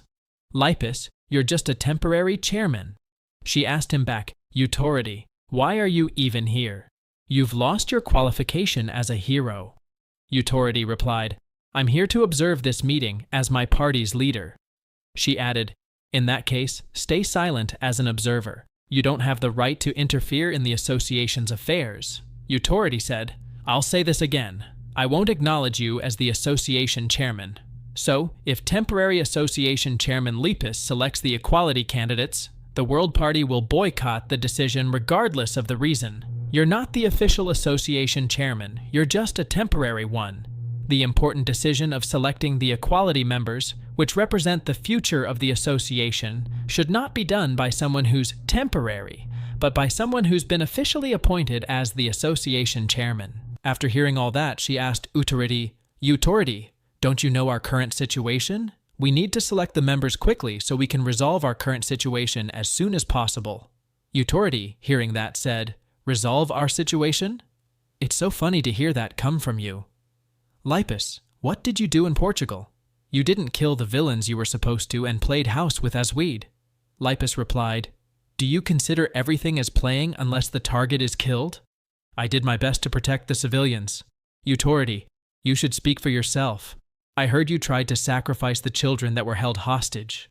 Why do you force others to sacrifice people? You haven't changed a single bit. Authority menacingly asked her, Lipus, why should I change? You're the one who needs to change. No, all of you are the ones who need to change. What I did in Portugal, what about it? I simply made the right decision for the situation. Wasn't the end result 0 casualties and sacrifices? Thanks for bringing that up. All of you are sacrificing this society for the sake of criminals. Using the precious tax of our people, you feed and put a roof over numerous murderers. You go on about rehabilitating them and being responsible as a society. All the stuff that sounds nice. Rehabilitate? Don't be absurd. They will never change. They're all trash. Look at what they've been doing after escaping prison. They went to serve under that crazy bitch and are preparing for a massacre again. That's the situation. You, who were the apprentice of Mago, want to select equality members and run the Hero Association? It's obvious what you'll do. You'll spout bullshit like, heroes shouldn't kill people, acting righteous and noble, and just comforting yourself. Lipus, no one wants you to become the Hero Association chairman. You're not the Hero Association chairman. Don't try to act like one. Lipus said, Sure, Authority. So that means if I become the official Hero Association chairman, we can proceed as per the standard procedures, right? Authority replied, Well, yes. She added, Okay then, let's vote. Authority asked her, A public vote? She replied, Great. No, we can't do that since we're short on time. Let's have the heroes here vote. The result will be decided by the majority. What do you think, Authority? Hearing that, Authority said, Majority vote? Aren't all of them heroes that Rausa had sieved out? I think this could be too biased. Then, we'll do this like the equality selection method. We'll need 2/3 to agree. After the voting results were devastating for Lipus, Authority taunted her, saying, Oh my, looks like you couldn't reach the amount of agreement votes you needed. Looks like we'll have to choose a new chairman. As Authority said, the heroes in this place had been active during the period where Rausa was the association chairman. That was precisely why Lipus didn't see this result coming. The reason this is the result is that as soon as the Ruculus prison incident happened, Authority reached out to all the heroes as if he had been waiting for this to happen and spoke to them frankly about his own views. Although most of the heroes were against Authority, who had been the second association chairman, a lot of them were persuaded by Authority due to the situation back then. Most importantly, even if they didn't agree with Authority's thoughts, there were still quite a lot of heroes who agreed with Authority's point on the need for choosing a new chairman. The reason is, while Rausa had actual accomplishments and had achieved overwhelming results that could support her opinions and her own policies, Lipus was far too lacking as compared to Rausa. The heroes thought that Sedgangyu, a former member of Equality when Rausa led it, was the one who should rightfully inherit Rausa's position. But because Sedgangyu has chosen to go a different route and killed criminals, there was a split in opinions between the heroes. Authority asked Lipus, Lipus, looks like your fellow heroes doubt your abilities to be the association chairman. What will you do now? She replied, A vote.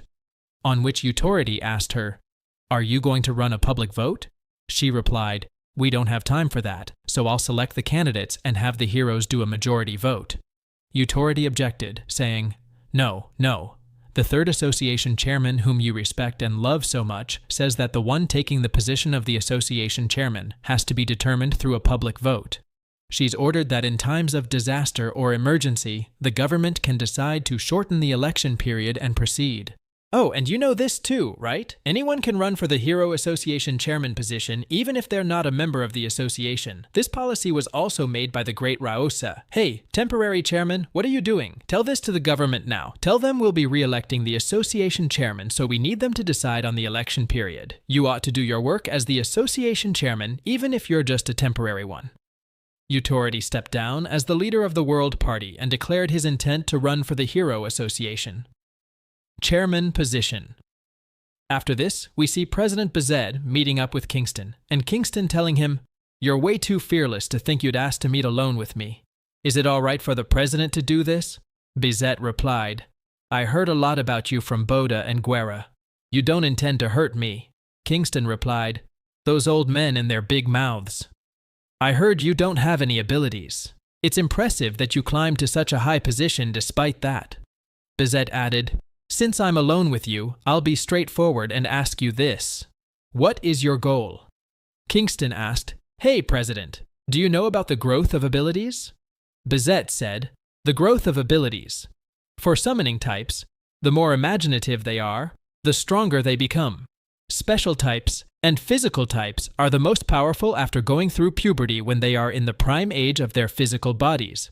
After hearing that, Kingston told him, "You're half right and half wrong. For physical types and special types, it's true that they become stronger when they become grown-ups. But for physical types, they can break through their designated limits through hard work. Aren't you curious too about what a human who's become a top-level special type and how a human who's become a top-level physical type would look like?" Bizet said, "If that happens, the country will not be able to control them." Kingston added, "Look, President, you should ask Seo Gangyu about that concern of yours." "That's not a question I should be answering. I simply want to see just how strong a human can get. That's all I want." Then we see a glimpse of Bizet asking Rausa, "You want to use your authority to add one person to equality? It's unexpected of you to do something like this. Don't you always talk about how important procedures are?" She replied, "He's someone who's worth overlooking those procedures for." Bizet thought, "If you're saying that, then he's definitely strong enough. Can he be trusted as a teammate?" Rausa asked, "Yes, his trustworthiness is as good as his abilities. He's someone I can trust as my teammate." After remembering that, he said to Kingston, "Trust Seo Gangyu." Kingston asked him, "Doesn't that give you an answer then?" "Well, it's not like anything would change even if you didn't trust him." Back at his office, Bizet said, "Whew! Finally, one important decision has come to a conclusion. With this, I can be a little at ease." Right then, his assistant came in, saying, "Mr. President, the Hero Association wants to elect a new Hero Association chairman. Oh, and Utority has announced that he wants to run for Hero Association chairman." Bizet agreed to Kingston's condition. Only the executives that attend the World Government meeting can know about this plan. It's being treated as top secret, and the Hero Association chairman election will be proceeding with the guidelines decided by the government, which are as follows. After 3 days of candidate registering, there will be 3 public debates held over 2 weeks, and the Hero Association chairman will be elected through a public vote. However, the elected Hero Association chairman can only have a maximum term of 4 years, and once the escape incident of Ruthless prison is resolved, their term will end. Originally, anyone can register as a candidate, but if that happens, there would be too many candidates and could cause confusion. So only people that are supported by the representative heroes of the area can run for the election. During the candidate registration period, Utority and Lipus declared their candidacy. Then we see Mute welcoming everyone. "Greetings, Hero Association members. I'm Mute, your MC for the Hero Association chairman election. The running candidates will be given an opportunity to speak before the Hero Association. Candidate Utority will speak first. Make this short." Utority started his speech by showing everyone pictures and saying, "Take a look. While pursuing your ideals, these beasts were released into this world. What do you intend to do about this? Will you spare them, imprison them, and release them again? I trust that you will not do such a foolish thing again." Lipus's speech. "When Utority was the association chairman, I've witnessed numerous heroes commit mass murders of civilians. The number of people that the heroes killed was probably similar to the number that villains killed. I know that our current situation is a grave one. A crazy woman who insists on wanting to improve the genetics of humans is threatening mankind. However, Utority is no different from her. They determine what lives are important and then force the minority to sacrifice for the good of the majority. Everyone, all humans are equal. Please don't forget the obligations of a hero, which Ryosa had emphasized. Both candidates' first half strategy was to divide the support base. Both of them ran about busily to recruit each area's representative heroes into their own camps, and the heroes that support Utority are as follows. In North America, Anguna Sukti. In India, Ajit Ledio supported Lipus. The heroes supporting Lipus, representing Europe, were Oceania, Pocket, China, Mianji, Middle East, Carfagar, South America, Hassan and Africa, Alter Ego. After securing their support base, the candidates held debates until the last day of candidate registration, tearing each other apart negatively in public. On the final day of registration, Mute announced, "With this, the candidate registration is over. We'll now proceed with the third debate." Utority got shocked seeing something on his display screen and exclaimed, "What? I've been told that there's a new candidate who has registered." Right then, they heard a girl's voice introducing herself. Ahem, ahem. Nice to meet all of you, Hero Association members. I'm Medius. My current occupation is a high schooler. Lipus asked. What kind of situation is this? Utority questioned. Who the hell is that? What is this situation? Do you think we're trying to elect a student council president now? Only the person supported by the area representative hero can join. A Middle Eastern hero, Carfagar, said, Yes, I support her. Lipus asked him, Carfagar?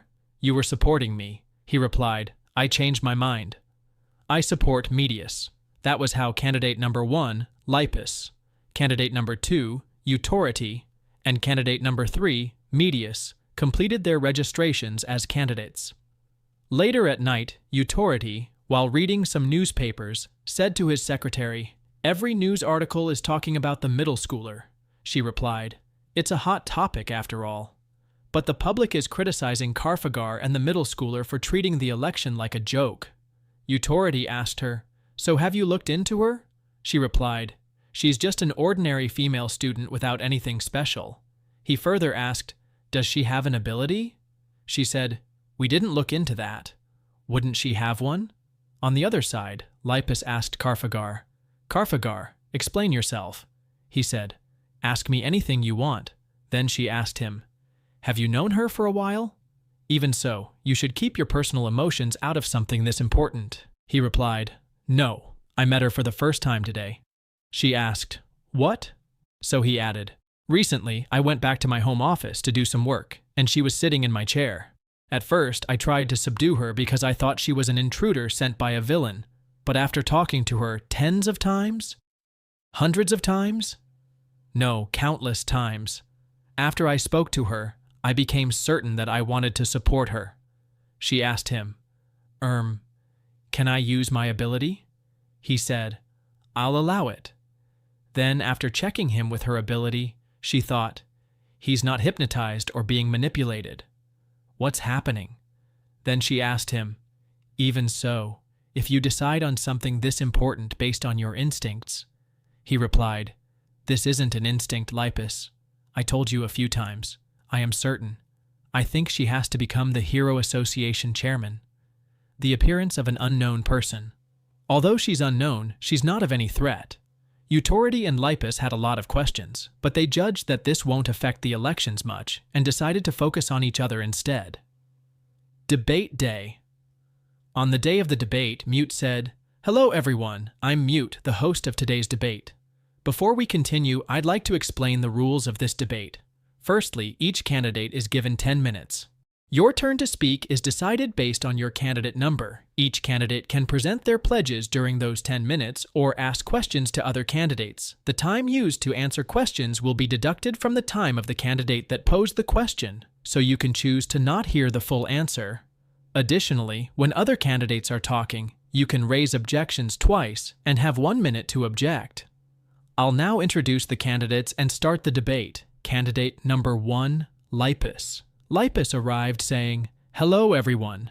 I'm Lipus, Mago's apprentice and a former Equality member. Candidate number 2, Utority. Utority held his mic and said, Nice to meet all of you. I'm Utority, a former Hero Association chairman. Candidate number 3, Medius. Medius added, It's nice to meet everyone. I'm Medius. Candidate number 1, Lipus's turn. As she spoke, she added, We've experienced numerous wars before. After abilities appeared centuries ago, from when wars between countries started to the unification of a world government, numerous internal strifes occurred. And after the appearance of the Hero Association, the war dividing ability users into heroes and villains began. That was how we spent most of our time among the collapse of our society. But thanks to the hard work of Raosa and various people, we were able to build a solid foundation for society, and our society is starting to perform its functions. Think about the heroes when Utority was the chairman. They were lawless. Their beliefs were misaligned, and they went around killing villains and citizens alike. The past will repeat itself. The society, which had taken so much hard work to build, would collapse again. Their society was already collapsing. Utority said, 1 minute of objection. He then asked her, Can't you see the current situation? I can't understand this. Why am I a slaughterer when I hold back my tears and make sacrifices? But when you guys sacrifice our society for the criminals, that's the right thing to do? It's impossible for there to be greater good without making any sacrifices. And so, if sacrifices must be made, then I won't waste any of them. All crimes must be uprooted. Think about it. It's because you don't uproot them that this catastrophe happened. Lipus told him, "Wait a minute, you Tority." He responded, "I still have time left." She angrily shouted at him, "You take your hands off the clock immediately. 1 minute has never been this long." Utority asked her, "What are you talking about?" She said, "If you don't take your hands off." Lipus tried to speak, but Mienji stopped him, saying, "Lipus, you may only speak once your opponent's time is up, and Utority, please refrain from using your ability. The image they present to the public in the election is very important because this is the time for them to show who they are."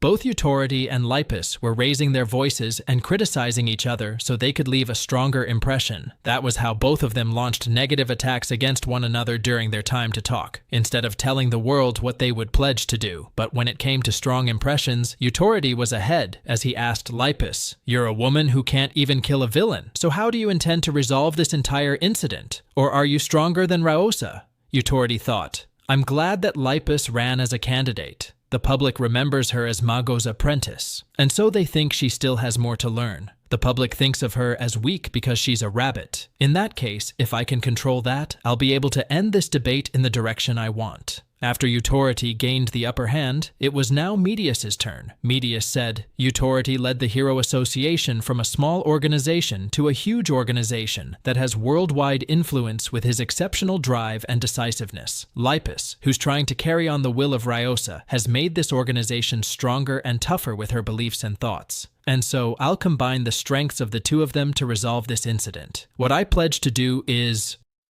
Utority intervened, saying, "Hey kid, this isn't a place to elect a student council president. Go back and study. Or are you having a hard time studying well?" Medius, hearing that, thought, in a debate, compared to pledges and debates on policies, it's more important to build the image of your opponent. Mienji told Utority, "Utority, you've used up all your time. Please do not interrupt." Medius told her, "No, it's fine. I'll give him some of my time so we can talk." Utority said to Medius, "So, kid, what do you want to talk about?" Medius added, "Utority, I'm an ability user. Raosa built the Ability Academy when she was the chairman, and so there's no way you'd know what ability I have." Utority asked her, Yes. So, what ability do you have?" She replied, "I'm not obliged to tell you that." Utority said, "No, you must say it.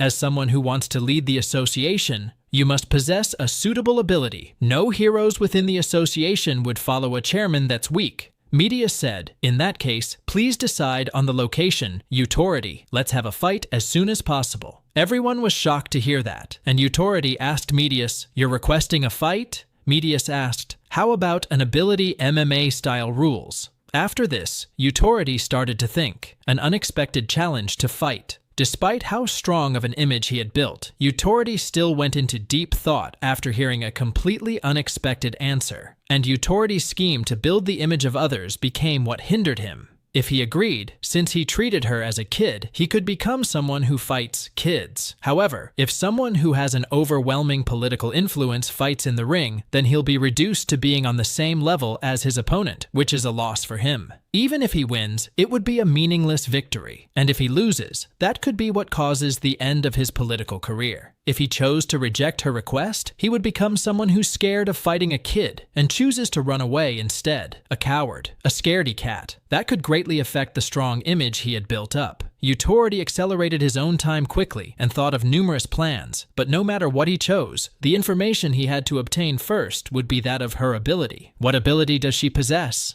On the other side, Kingston asked Gongu, "Don't you feel like things have been out of place recently?" Gongu, not understanding his words, asked him back, "What do you mean?" Kingstown replied, "I feel like things that were said was being repeated." Gongu heard him and said, "Well, this is all I'm doing, so I don't know how long I have to do this, though."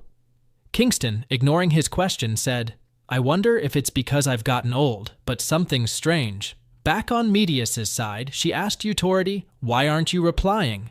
Utority said, "As expected of a kid, you're acting so emotionally. How could you suggest a fight so irrationally in a debate like this?" Kid, this debate isn't a playground. Medius added, I'm serious about this, Utority. Additionally, you're the one who said it. The most important aspect of the association chairman is how strong they are. When you were talking to Lipus just now, you said that she's weaker than Ryosa and can't be trusted. And when you were the association chairman, didn't you make heroes fight among themselves and assign them tiers? Let's see which tier we're in. If this isn't a good location, then let's decide on it after the debate. Utority tried to speak, but Mienji stopped him and told him, Utority, Medius has decided not to give you any more of her time. Please stay quiet. Hearing this, Utority thought, this expletive dares to cut off her time after hearing the answer she wants to hear? Just what ability does she have for her to act so confidently? Suddenly, Utority realized that time wasn't progressing normally, and Medius might be a time ability user. Medius then continued and said, after going through numerous wars, our society has become like a tangled knot. We have problems that cannot be resolved. I think the person who cut the unresolvable knot into two was Utority. However, Utority did not pick up the severed pieces and continued cutting at it instead. That's how the normal rope kept getting cut up. I think Rausa was the one who received that rope and tried to put it back together. However, the knot which Rausa pieced together also had rotten parts woven into it, and that is causing our current problems. However, even if I have to maintain its current state, I disagree that it should be cut into two like before. I'll carefully cut away at the normal rope without breaking it and put it back together. This is not the time to be extreme in our measures. We ought to find the center and move forward in a balanced manner. If I, Medius, become the association chairman, I intend to request the government to give heroes the right to perform on-site executions. The heroes that have the right to execute on-site will undergo an even stricter inspection to be selected. I promise to exercise utmost caution and deliberation in determining the villains which are to be executed on-site. Of course, the death row criminals of the Alpha world will all be executed on the spot. That's all I have to say. With this, the first round of debates came to an end. After the first round of debates, Lipus had an 8% approval rate, Utority had a 35% approval rate, and Medius had a 57% approval rate. Those were the results of the public opinion poll. Additionally, a portion of the heroes who supported Lipus declared that they would support Medius. The heroes who declared this were Mienji from China and Hassan from South America. After those unfolded, Lipus called for a press conference. I heard what Medius talked about in the debate since I used all my time debating Utority. I couldn't refute what Medius said. She's still a high schooler who lacks a lot of life experience. How would she be able to make life and death decisions for others? She's every bit as dangerous as Utority. After criticizing Medius, she went to ask the heroes why they supported Medius instead of her. Hassan replied that he followed his gut. Mienji said that there's no absolute answer to anything, so she just did what seemed right. Carfagar told her that they wouldn't support her now, and they shouldn't meet until the elections end. After the first round of debate, every media outlet began to focus and report on Medius. There were articles about her school life, her family, and her fight with Utority, among which the most talked about article was her ability. The scene shifts to Sinka's hideout where Canis asks her, Miss Sinka, don't you think things have been repeating themselves lately? Sinka said, you guys too? I guess I wasn't the only one who felt like that.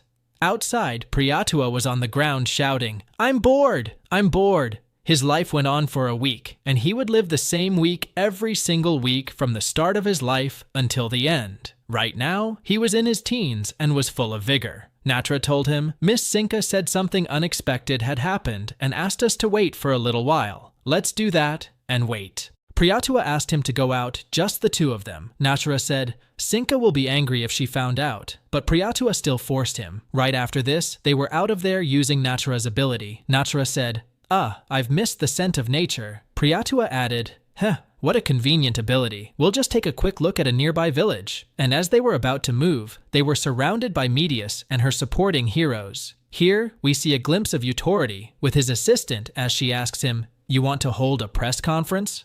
Utority replied, Yes. I intend to accept Medius's request for a fight. She asked, What?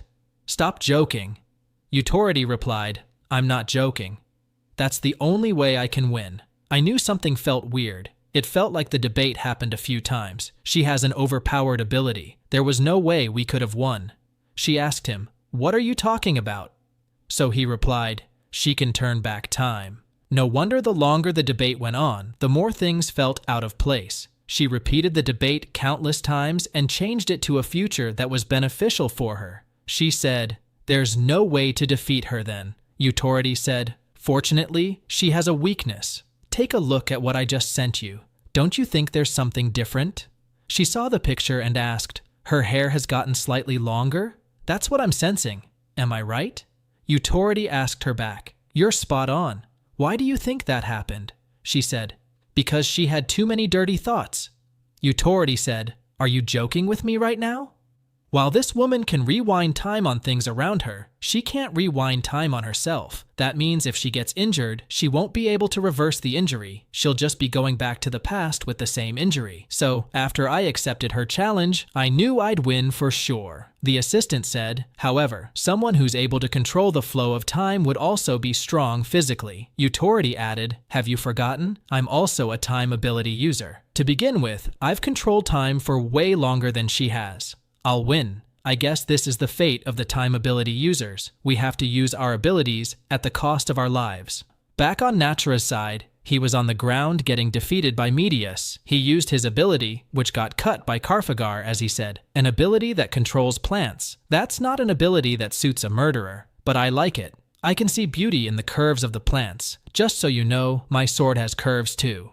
After that, he attacked Natura. Hassan tried to attack him at his death using his hammer, but he dodged it. Hassan can seal the abilities of a user for 24 hours by striking the top of their head, also known as Headhunter. He missed his shot, so he told Mienji and Carfagar to remove Priyatua's headband. He couldn't see his head. Mienji used her ability, the Transformation Sword. Depending on the color of her mask, her ability would manifest differently. The color was blue, indicating ice power, so she froze Natura's legs. Natura shouted at Priyatua, "Priyatua, how long must we wait? Are you not an adult yet?" Priyatua replied, "Just wait a while longer. I'll reach my prime age soon. A little more. Ah, it's done. Yes, this is it. Being young is the best." Priyatua's current body age, 23 years old. His physical body's prime age. Time was now on their side. Medius started laughing hearing this. So he asked her, "Why are you laughing?" She responded, "It's funny to see you being in the wrong." Medius said, "We're in the wrong? Time is not on your side." She then turned back time, making Priyatua a kid again, after which Hassan was able to land his hammer on both of them to capture them. We shift back to Utority, where he asks his assistant, "Are all the reporters here?" She replies, "That's not it. There's something you need to see. This is a video that was just uploaded." Then in the video, Medius said, "Hello everyone, I'm Medius. Candidate Medius is doing an urgent live broadcast. Tonight I've captured 2 of the B3 criminals, Priyatua and Natura. The 2 of them are currently under the watch of 3 area hero representatives. I was going to kill the 2 of them on sight, but because I'm still a civilian, I intend to hand them over to the government first. How they'll be dealt with in the future will depend on who becomes the association chairman. Oh, also, about my fight with Utority, since things are pretty urgent right now, I'll fix the fight date with him after I'm done here. Our focus should be on capturing all the villains instead of just fighting among ourselves after all. I trust that Utority will understand the current situation. That's all from me." The secretary then told Utority, "Oh, additionally, Medius has requested to talk to you. How should we reply to her?" Right after this, we see Utority asking Medius, "What do you want to talk about, Time Rewind Girl?" Medius said, "Guess you found out." Utority added, "I simply realized that there was another time ability user besides me." She said, "Just as you said, I'm a time ability user. I can't rewind my time for myself." Utority continued, "And there's probably a limit to how much time you can rewind to, 1 week or 10 days at most? If you could rewind time indefinitely, then you would have turned back time back to before the prison escape happened." She replied, "That's correct. In order to deal with the chaos happening in society, the world government hid what happened even after Cinca's broadcast, and Medius wasn't able to get the exact information at that time. As per Utority's guess, she was able to turn back time by a week. That meant she was able to get information a week before everyone else." Utority said, "A week. That's before the election results are out." She replied, "Yes." Utority asked her, "Why are you telling me this? Is this something you need to do in order to win?"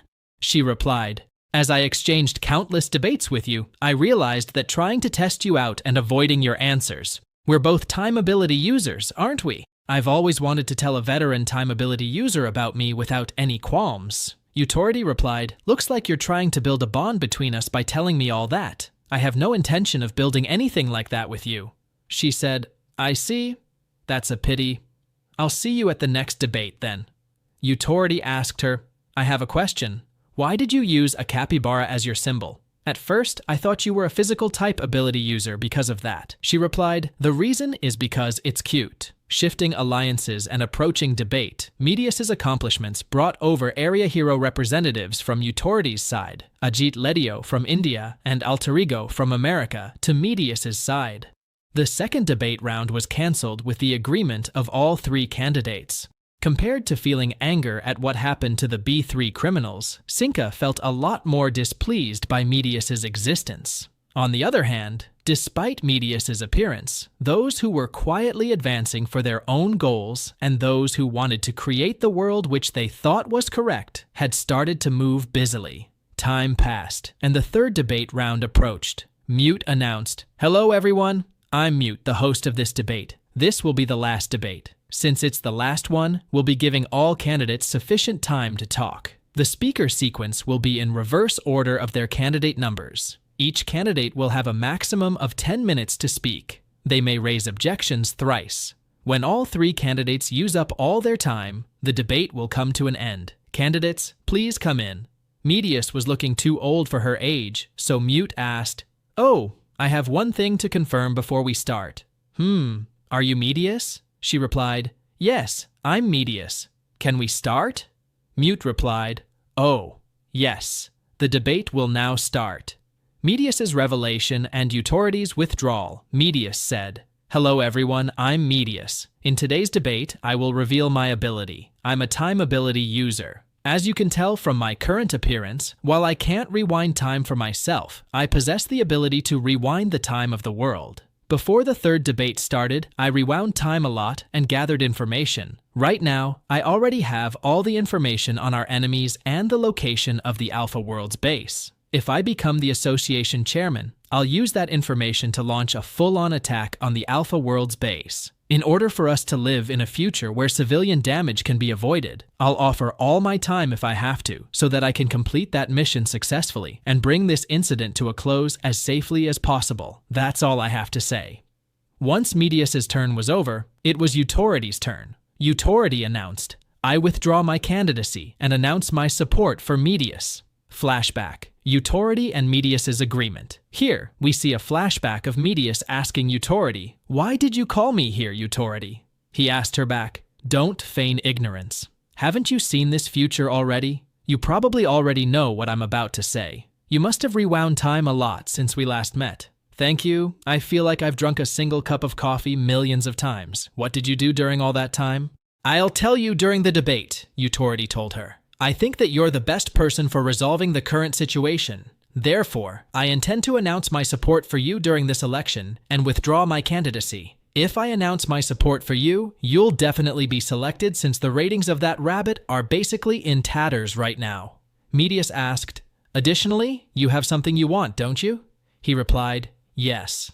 As you know, the term for this time's association chairman will end as soon as this situation is resolved. So, once your term is over, I want you to not participate in the next election. All right, Utority, I'll agree to that, Medius said. Utority said, I guess you still have something up your sleeve, huh? There's no way you'd agree to my proposition so easily. She replied, you're saying you want to help me, so there's no reason for me to reject you. Utority offered. Lastly, as a more experienced time ability user, I'll give you a piece of advice. Don't make the mistake of thinking that time is on your side as you control time more. Time is always fair, to a fearsome extent. She replied, I'll bear that in mind. Back in the debate, Lipus asked Utority, hey Utority, if you're going to do that, why did you choose to participate in this debate? You should have withdrawn your candidacy. I can do whatever I like, Utority replied, and it's still my time to talk. Didn't you withdraw your candidacy? Why would that matter to you? Lipus asked. He added, my withdrawal hasn't been processed yet. Host, can you please mute that rabbit? It's my turn to talk, but since she's being so noisy, I can't speak at all. I'm noisy? Lipus angrily shouted. I can raise objections 3 times. I'm using my time fairly and talking to you right now. Sure. Keep rambling on. I'll give you all my time, Utority said. Host, please give all my talking time to her and mute me. Please make it so I can't hear anything at all as well. I don't want to talk to her anymore.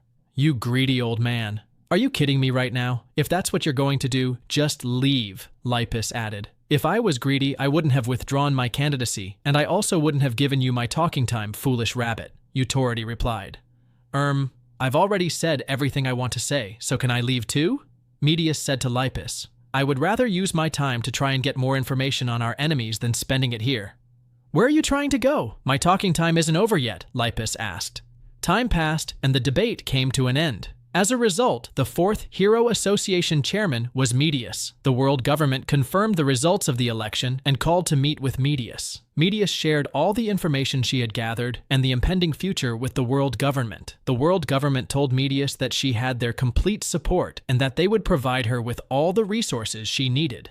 They also informed her about Seo Gangyu's current situation. After the exchange of information concluded, Algado approached Medius, saying, Fourth Association Chairman, the ability to rewind time. You must be so sick of hearing the same things being said repeatedly. I guess you felt like that countless times. While it's my first time saying this to you, you must have already heard it multiple times. Medius, it's hard to stay neutral in this world. I hope you remember what I just said.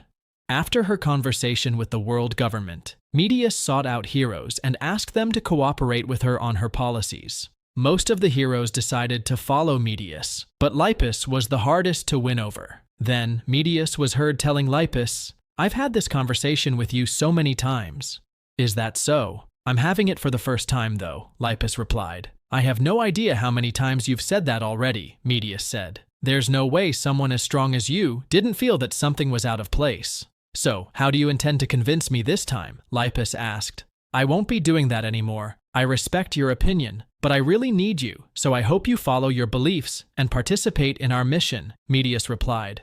I'll do that even without you asking me to, Lipus added. Later at the Hero Association, Utority congratulated Medius, saying, Congrats on becoming the fourth association chairman. Thank you, Utority, Medius said. So Utority added, Looking at your expression, you must have failed to convince the rabbit. She's a weak woman who can't even kill a single villain. I guess we could see that as her having strong beliefs, Medius said. Let's bring this to an end quickly. I look forward to your first speech. If you need any advice, you can come ask me anytime, Utority said. Thank you, Medius replied. The first speech of Medius, the fourth Hero Association chairman. Greetings, Hero Association members. I'm Medius, the fourth Hero Association chairman. The reason I've gathered you all here is to decide on the third generation of equality members before we perform our mission. My choice of equality members is third generation of equality members. Amir Karfagar, Transformation Sword Mianji, Experiment Alter Ego, Rabbit Lipus, and lastly, Utority. Oh, Utority will be the leader, that's all. The heroes became restless at Medius's selection of the equality members. Medius told Utority, I would like to meet with you after this speech is over. I need some advice. Later on, Utority asked her, I was wondering what you wanted to hide. Is this it? I'm not trying to hide it. I would have given you an answer if you had asked me, Medius replied. I don't have the slightest intention to join equality. There's nothing more tiring than to work with people I don't like, Utority said. That's why I'm making you the leader, Medius added. Do you think they'll listen to me? Utority asked. If you become an equality member and do what's needed, you'll be able to better secure your win in the next election, Medius replied. Even without doing that, I'll be the winner for the next election. That rabbit is no match for me, Utority said. How are you so certain? Medius asked him. Lipus will be participating in the mission this time as an equality member. If she makes a huge contribution, then she could become a threat to you in the next election. After hearing that, Utority said, There's no way that bitch will be able to achieve anything. And someone who's as unpredictable as me could also participate in the next election, don't you think? Medius added, If you help me in this mission, I'll use my ability in the next election to help you win it. Please lend me your strength, Utority. If you help me, I'll be able to gain more authority as the association chairman, and that'll definitely benefit you in the next election when you're trying to become the association chairman. Well, in the future that's to come, it seems I'm already one of the equality members, Utority asked her. Seeing as how you're not turning back time, Alright, the fact that we're even having this conversation is a waste of time. I'll help you. Please keep your promise to help me in the next election. The more we talk, the more fascinated I get, Medius said. Why is that so? Utority asked. In most of my conversations with the heroes, they would ask me if they'll survive in this mission. You haven't asked that a single time, Medius replied. The future I see doesn't have death, Utority replied. The only future I see is the one where I'm the association chairman. Prepare the plan quickly, and let's put an end to all this soon, because the next association chairman will be me. Through another speech, Medius explained her reasons for choosing the Equality members and asked the heroes for their agreement. That was how the generation of Equality members were selected. Medius called this mission Obliteration. In order to fight against the movements of the Hero Association, Cinca delivered invitations throughout the world. However, since Medius already knew in advance who accepted Cinca's invitation, she dispatched heroes to them before they received the invitation and subdued the majority of them. That led to a very low number of people joining Cinca. In the dead of night, humongous fireballs appeared in the skies above Cinca's hideout that dyed the dark night sky red. The cause of this was Miyanji luckily using her red mask ability. Cinca used her portal ability to block the fireball attack, but Amir used his ability to lock the portals and made the fireballs fall on land. If you had summoned a meteor on top of those fireballs, the damage would have been amplified by so much, but you just won't do it, Utority said to Lipus. How many times do I have to tell you that if I do that, it would cause too much damage and could harm our own allies, Lipus added. If those heroes are going to die just from that, they should quit being one, Utority said. You're the one who should quit, Lipus added. Hey, I'm the leader here. Please stop fighting, Utority said. Terrapir stopped them, saying, Hey, please stop fighting. Let's go to the coordinates that the association leader has told each of us about. Utority listened to that. The Hero Association has started to make their move. This is the start of Operation Obliteration. This was the advisory committee that Medius formed. Mute was in charge of security. She's able to create a space that isolates sound to prevent any eavesdropping. Prophe was in charge of guarding, a countermeasure against assassination attempts on Medius. Idiopia was in charge of communication, handling devices that are used for passing down orders. This advisory committee had a meeting and came to the conclusion that if we don't have information on where Cinca is trying to go, we can't make any moves. They suspected that Cinca had someone else from inside for the EMP attack, on which Medius told them, "We'll use psychometry to find that out. Let's focus on the mission right now." Medius had used up 2 years of her life to prepare for this mission. She had used that time to think alone, to sleep, to eat, etc. Preventing even the death of one hero was the motive behind this planning, so she intended to turn back time immediately the moment a dangerous situation occurred. "This is such an inconvenient ability," Cinca said. "It would have been great if I could rewind my own time while keeping my memories." "Aren't you being too greedy?" Mute taunted her, saying. Medius kept rewinding time and forged the future she wanted together with the advisory committee. Medius had dispatched heroes that were strong against their opponents. Then she broadcast to the heroes. "Area representative heroes, please take care of the level 2 villains who received invitations. For villains who are level 3 and above, the Equality members will deal with them." Lipus found the one she was supposed to fight, so she terrifyingly asked, "You're the villain I'm in charge of?" Her opponent was a girl named Censura. She thinks that the world needs to have a healthy mindset. For anything she deems indecent, she'll take pictures of them and lock them in pictures. He saw Lipus and started saying, "Ah, so vulgar, so vulgar. Didn't Medius put me here to deal with her because I'm supposed to have an advantage against her? She's an absolutely terrible match for me," Lipus said. Then she used her ability, but Censura still thought of her as vulgar. "You simply have the body of something that must be censored," Censura shouted. "Why do you wear those kinds of clothes and go around everywhere? Are you a pervert?" Lipus trapped Censura with her ability and called Medius, asking, "Medius, are you there?" "Yes, Lipus. What's the matter?" Medius replied. Lipus then shouted at her, "Didn't you say that I'd have the upper hand here? You're just trying to put me in a disadvantageous situation to make me die." "You're an Equality member, yet you whine so much about dealing with a level 3 villain," Medius replied. "You won't kill villains anyway, right? That's why I put you in charge of a villain who's unlikely to kill others. She's someone who we won't have problems with, even if you did lose her. Additionally, there are civilians among the people she's trapped in her pictures. If we kill her recklessly, there's a high chance that those civilians will die. That's why I chose you to deal with her." Then, Amir was seen facing a villain girl who had a sword. The girl said, "What luck, Amir. I wanted to meet you. To think I'd meet two individuals who are both called the Sword God. Today is definitely a special day, a day that's good for dying. Although I asked to learn from the other Sword God, I was rejected because she said she hasn't obtained the swordsmanship she wants yet. Amir, what is a sword? I've cut down numerous lives, but I still don't get it. Will I know after cutting down even more lives? I've also cut down numerous enemies in order to gain realizations like you have. I mercilessly cut down even those who begged for their lives because I wanted to gain realizations. However, I obtained that realization in a place that I never imagined I'd get it from. A sword is not a tool that you wield for your own, but the one that you would wield for others," Amir replied. After saying this, he cut the girl and defeated her. On the other side, another villain facing Utoriti asked, "Are you Utoriti? You're pretty old, but you've got a pretty incredible fighting spirit despite that. It's a pity that Amir isn't the one who came here, but you should be fine too." "Hey, I hate trash who talk arrogantly as if they're big shots. Words are useless, I'll just kill you, trash," Utoriti said. Right in the next scene, Utoriti punched his stomach hard, making him fly back. The villain asked Utoriti if he used his time acceleration ability, but Utoriti denied it, saying, "Trash, what are you talking about? I didn't even use my time ability." The villain transformed and got punched by Utoriti again, so he said, "You can't dodge that even after transforming." Even among the physical types, there are different grades. If I use my time ability now... After saying that, he chopped off the villain's head with a single punch. The third generation of equality was able to defeat the third floor's criminals without any issues. Utoriti saw Lipus carrying the villain girl, so he asked her, "I knew you'd do this, crazy rabbit. Why are you not killing that camera woman and just dragging her with you? Dispel that barrier and I'll kill her for you. I'll just blast the whole barrier away then." Medius immediately stopped Utoriti, saying, "Utoriti, please calm down. There are civilians that are trapped with that woman. Let's execute her after we send her to prison."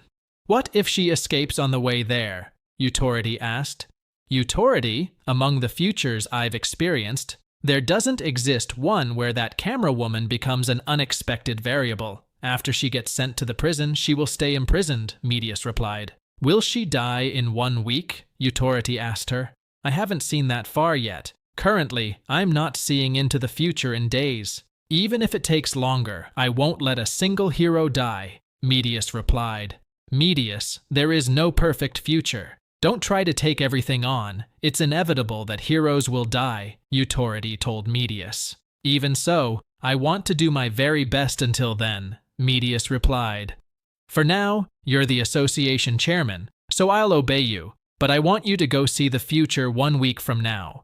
Let's decide whether she'll live or die after we see the progress," Utoriti said. She immediately used her ability and told Utoriti, "Utoriti, after going to the future and coming back, I've confirmed that this woman does not affect our plans."